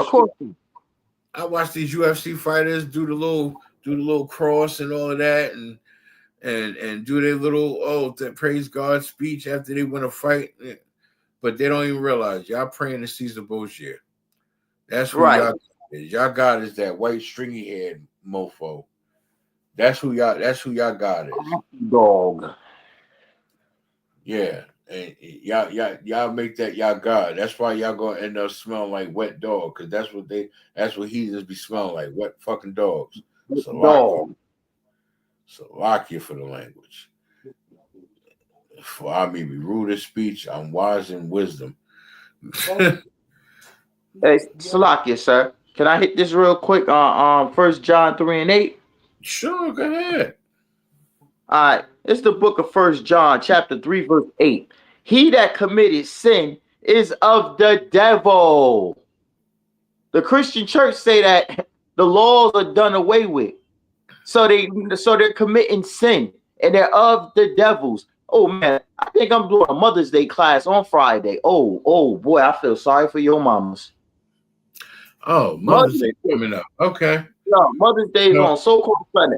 All these Christians. So when you get just in case if in the event you jammed up and you busy and can't not available, I'm gonna hold that one down. I got you, sir. Celebrating Mother's Day is a goddamn sin, man. You're celebrating a Roman custom of Rhea. You know what I mean? That's a Roman custom. It has nothing to do with your mother. You could buy your mother flowers. You could have bought your mother flowers 3 weeks ago if you really loved her. If you really loved your mother, you hypocrite. You hypocrite, simp, half a rainbow, half a bag of Skittles, weed smoking, donkey in the face, no power and spirit having punk. Ooh, right? Hey. If you wanted to get your mother flowers, you could have got it 3 weeks ago. I'm going to get my grandmother some flowers. It ain't going to be on Mother's Day. It damn sure ain't going to be on old Mother's Day because Mother's Day don't represent your goddamn mother. Mother's Day represent white people. It represents a Roman goddess. That means that you are going against the Most High God. And what the commandments say? I am a jealous God. Thou shalt not put no God before me. But if you do, you commit sin. Your nasty ass mama going to be committing sin when she got them balloons in her hand. And then she deserve every goddamn disease that bitch gets because she's a sinner. Hey. The scriptures say, he that committed sin is of the devil. That's what the Bible says. Celebrating Mother's Day and Father's Day, you are of the devil. You don't love your father when you celebrate Daddy's Day either. That's another Roman god tied to Rhea. You're celebrating white people. So I guess Caesar Borgia really is your god. You're celebrating Roman and Greek customs. It don't even represent the parents. Salakia, if I may, I gotta cut it. Hey, the water for you mentioning Mother's Day, right? So I just pulled up a whole list of Mother Day scriptures that's going in my precept book. So I just want to take the water for that. And we go to this book of Psalms, chapter 127, verse 3. I'm gonna give you a quick little sneak peek for that class. You know what I mean? Wait, what did you start? 123, verse 3? Nah, book of Psalms, chapter 127 and verse 3. Lo, children are an heritage of the Lord, and the fruit of the womb is his reward. So before you sit there and want to praise your mama for this and praise your mama for that, understand something. Your mama ain't got nothing to do with it. You know what I mean? You was the cookie in the oven, and her womb was the oven, and she baked you for the Lord. You're the Lord's reward. You belong to the Most High God. You belong to the Father, not the mother. Right. Get it right. Right. So before you go praising your mother, talk about Happy Mother's Day, Happy Birthday, all she did was her goddamn job. That's it. She ain't do nothing special. Because without the husband's seed, she couldn't have baked you. Right. Don't celebrate Mother's Day. It's just that goddamn simple. But yeah, this is definitely going in the precept book. Yeah, it's another day. And this is another thing about Mother's Day, right? The oppressor is the goddamn devil. This is the reason why the white man, that Freddy Krueger bastard is a devil, man. Because do you know how much money, sir, he gonna make on Sunday? Every restaurant, every flower shop, every balloon shop. What else? Restaurants. It's all economy. It's all a money grab. Stores, wherever they sell going to buy wine and all this nonsense. Yeah. balloons. Yeah, balloons. Oh, wait. Oh, don't forget the jewelry stores. Ah, the jewelry store. Every kiss begins with K. Yeah. Oh my God! And you want to know? You want to know the funny thing about it? Your mothers were not even good mothers. Your mothers were whores. Your mothers were whores. Do you get it? Where your daddy at? Your mother was a good for nothing. Do you know your father? Do you even know who your father is? Because we all know that bitch legs been open more than a day and been spinning like a ceiling fan. Like, now, I mean, that's what she got helicopter legs. But you sitting up there buying her flowers and buying her jewelry like she a goddamn goddess. Your mother's gonna die from cancer. That's what's gonna happen to your stupid mommy. I suggest you stop celebrating Mother's Day. It is a sin against the Most High God. And the Lord will reward you for that sin. You heard what the scripture said. That's in the New Testament. That's a Christian church, Christian pastor. As a matter of fact, pull that precept. That's a Christian pastor. That's in the New Testament. I thought you said that you follow the New Testament, but you don't follow the Old Testament. But in the New Testament, it say that he committed sin is of the devil. For the devil sinneth for the beginning, for this purpose, right? So that's talking about Adam and Eve. That's going all the way back to the damn garden. They committing all that. They was committing sin and putting sin together from Adam and Eve in the garden when Eve fell for that knowledge of good and evil. So if you keep taking that knowledge of good and evil and you keep sinning, you are of the devil. And the white man is the devil. He's the one that's pushing sin. He's the one that's pushing Mother's Day just so he can put all his money in his goddamn pocket. Right. And I bet you at your Mother's Day cookout, right, your family members are going to have a fight. It's going to be a Mother's Day cookout, right? And somebody's going to get drunk and they're going to be there fighting. It's going to happen. It's going to happen, man, because whores do not raise honorable children. They raise little thugs, little stupid bastards, little Negroes that should have been thrown in the goddamn garbage can. You know what's going to happen at that cookout? They're going to have fights and they're going to be shooting at the cookout because the kids are going to be mad because their child molester is going to be at the goddamn cookout too. I mean, these wicked holidays and events, right, are disgusting. And they are abomination to the Most High God. The Most High God, wait, let me see. We got more on this too, man. This is crazy. When you get a chance, get me that scripture where it talks about the thirsty traveler. Con, sir. For this purpose, the Son of Man was manifested, right? And this right here was the reason why Christ was made. Christ was made because the earth was in sin from the goddamn beginning. That he might destroy the works of the devil. That he got to destroy the works of this pale-faced oppressor, man. This pale-faced, yo, I'm going to tell you like this, right?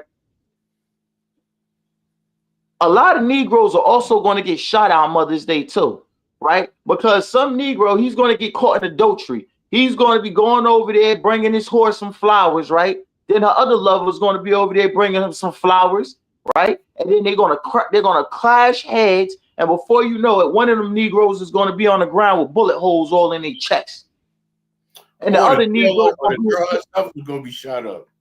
Yeah. And the other Negro going to be in jail facing the goddamn 30 years. And where the hoe going to be? She going to be right back on the damn stroll riding around looking for another dummy to destroy.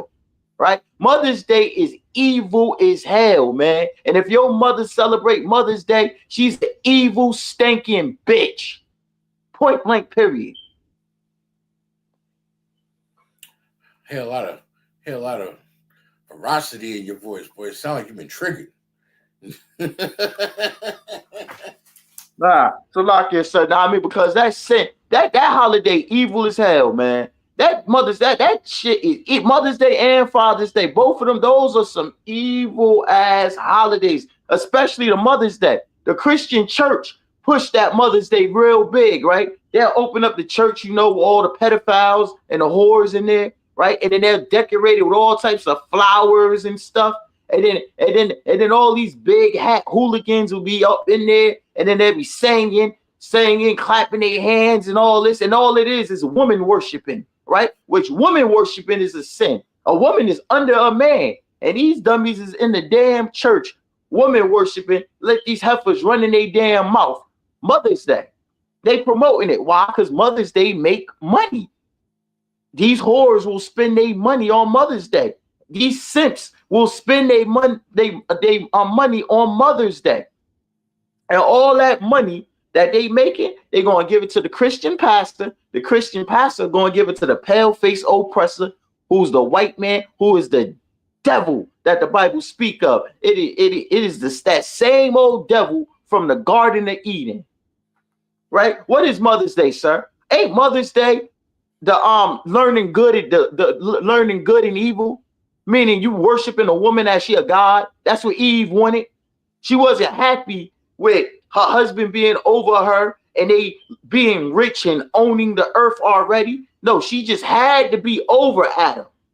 That's what Mother's Day represent. Mother's Day represent this bitch just having to be over you. She just has to have power to be over you, even though she's not even honorable to be over you.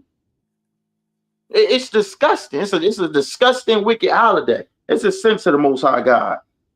Salakia, sir. Yeah, no, what you're saying is heavy, more so. That's why I'm writing all these precepts down. I already wrote down Mother's Day. Now I'm writing down the precepts for Father's Day. I'm staying ahead. Yeah, Father's Day, wicked as hell too. And we're gonna do a Father's Day. But the crazy thing about Father's Day is, even let's look at it even from a cardinal sense. Father's Day is not really acknowledged. Right. Because let's call a spade. They don't give a shit about fathers.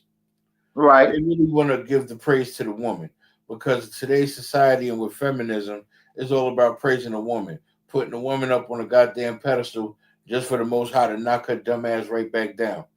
Knock her dumb ass right back down.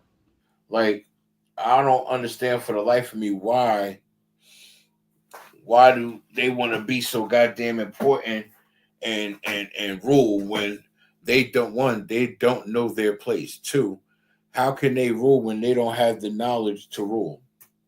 They lack the knowledge thereof. And two, they don't use logic and reason because the Most High stripped it from them. They use their goddamn feelings. Right. Now I got another article. We're gonna play this one real quick. This pertaining to the law, statutes, and commandments. This is another example of why we stay in our own affairs and we stay out of others' affairs. We don't need to be dealing with other business, foreign business, when they don't apply to us. This is a prime example of business that's going on that we ain't got no business being parts of, but yet the United States want to be bullies and want to be in everything. And this is why when we finally go to war over here, we're gonna get jumped by multiple countries at one time. They're gonna invade the damn country. This country is gonna be invaded by multiple countries. This is when they're gonna be running up in your house, taking land, taking parts of the. I mean, that's what that Hebrew Academy training really is for. Now, because we're gonna get invaded. Oh, shh. Because we're gonna get invaded. Quiet as kept. Yeah. Check this out though. International airport in Yemen. The Israeli military now saying in a statement that those strikes have, quote, fully disabled the airport. We have not yet independently confirmed that, but we have seen images from inside of Yemen of large plume of smoke emerging from the area of that international airport. The Israeli military insisting that the Houthis were using that airport and that they had, quote, terrorist infrastructure at that airport, which is what the Israeli military targeted. These are the second round of strikes within the last 24 hours, all in retaliation for that Houthi ballistic missile attack on Israel on Sunday. Whoa! which struck right alongside Israel's Ben Gurion International Airport. The overwhelming majority of Houthi missile attacks against Israel have been intercepted by Israel's air defense arrays, but not this one on Sunday. Luckily, it did not strike the airport itself, which could have been a very, very deadly incident.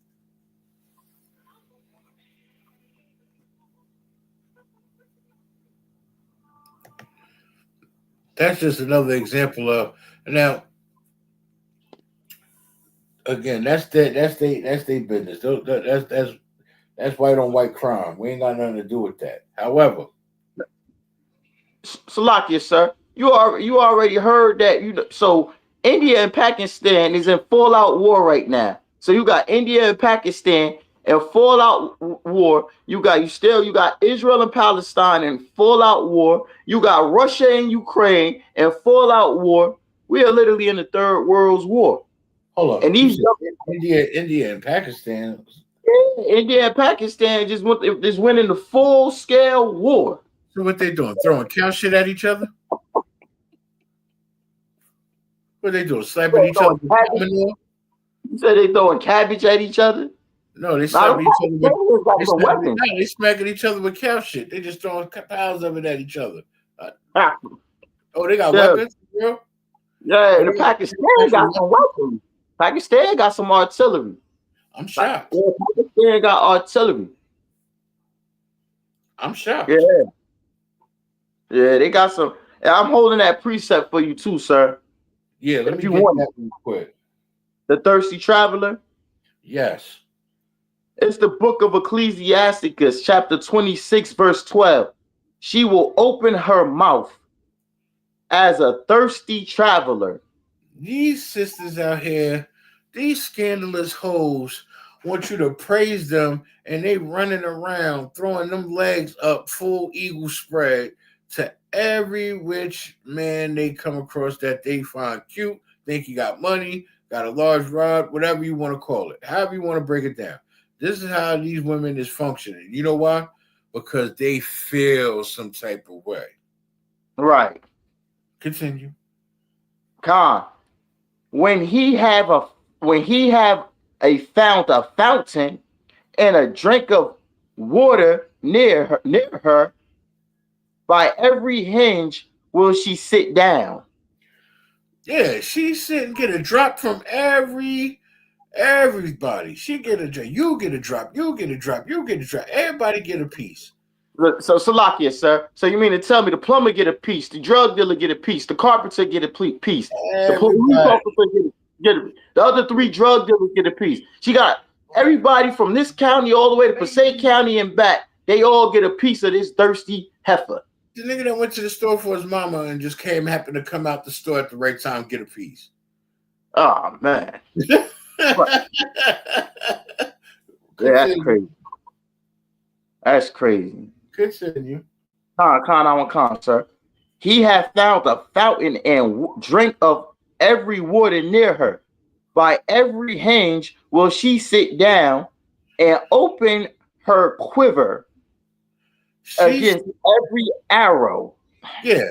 She not only sits down and entertains every man she will come across that she ain't even got to find them cute or interesting. She's just got that Asmodeus whore demon in her. Right. He can have a disability. She don't even care. You want some? You understand? She just and she opens up a quiver to every arrow. It don't matter. And them arrows, they don't care because they like, oh, she just giving me some. You gotta be careful, brother, where you shoot your arrow because you might hit the bullseye and burn yourself. And burn the tip of your arrow right the hell off. You gotta be mindful, brothers. But see, this is what they be talking about on these social media platforms, Marvin. Women date who they want and marry who they can. Men date who they can and marry who they want. Right. You understand? Damn right. When women finally get tired of being washed up, used up, box looking like a beat up holiday bird after ripped the stuffing out, seasoned it, marinated. Now she laying there, lips all busted open, talking about I'm ready. No. What do you mean? No. You're done. You're off the line. You know what I'm saying? Like, and let me tell you, this is true, right? Let's say you got a female that got male friends that got stuck in the friend zone, right? He was that shoulder that she always cried on. Yeah. He was always that one that she confided in and shared her innermost, darkest secrets and emotions. And he fell in love with her from the inside out. She will never give him a shot. You know, when she gives him a shot, when she come across the wrong brother and he do her so bad and burns her to the point where there's no return.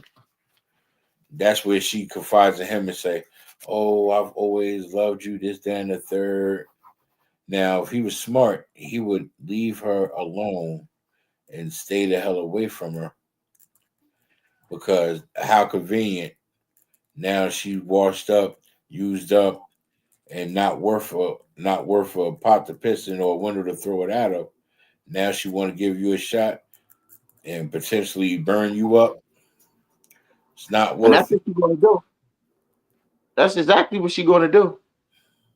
Hey, Salakia, my lord. I'll tell you, brothers, something, man. All right, and you're gonna learn this, right? The key to satisfying women is strength, right? And they're never going to tell you that. They're never going to tell you that your strength is what keep them satisfied, because they're always testing you, right? Your strength, it will defeat all women. And you get that strength from the truth, from the law, statute, and commandments of the Most High God by following and doing what this book says to do, right? A woman is stronger than everything except the Bible. How do you think we're so mighty with them? And they can't run over us. We use the Bible. Know what I mean? Now they act like they hate us so much, but they actually really love us. Now I mean, we actually get whatever we want out. We actually get whatever we want out of them. I remember Offside Yash was blazing downtown. You was blazing downtown on them sisters hard. Downtown North. Market and Broad Street. Sister came in there. Now I mean, bought them $20 waters for the camp.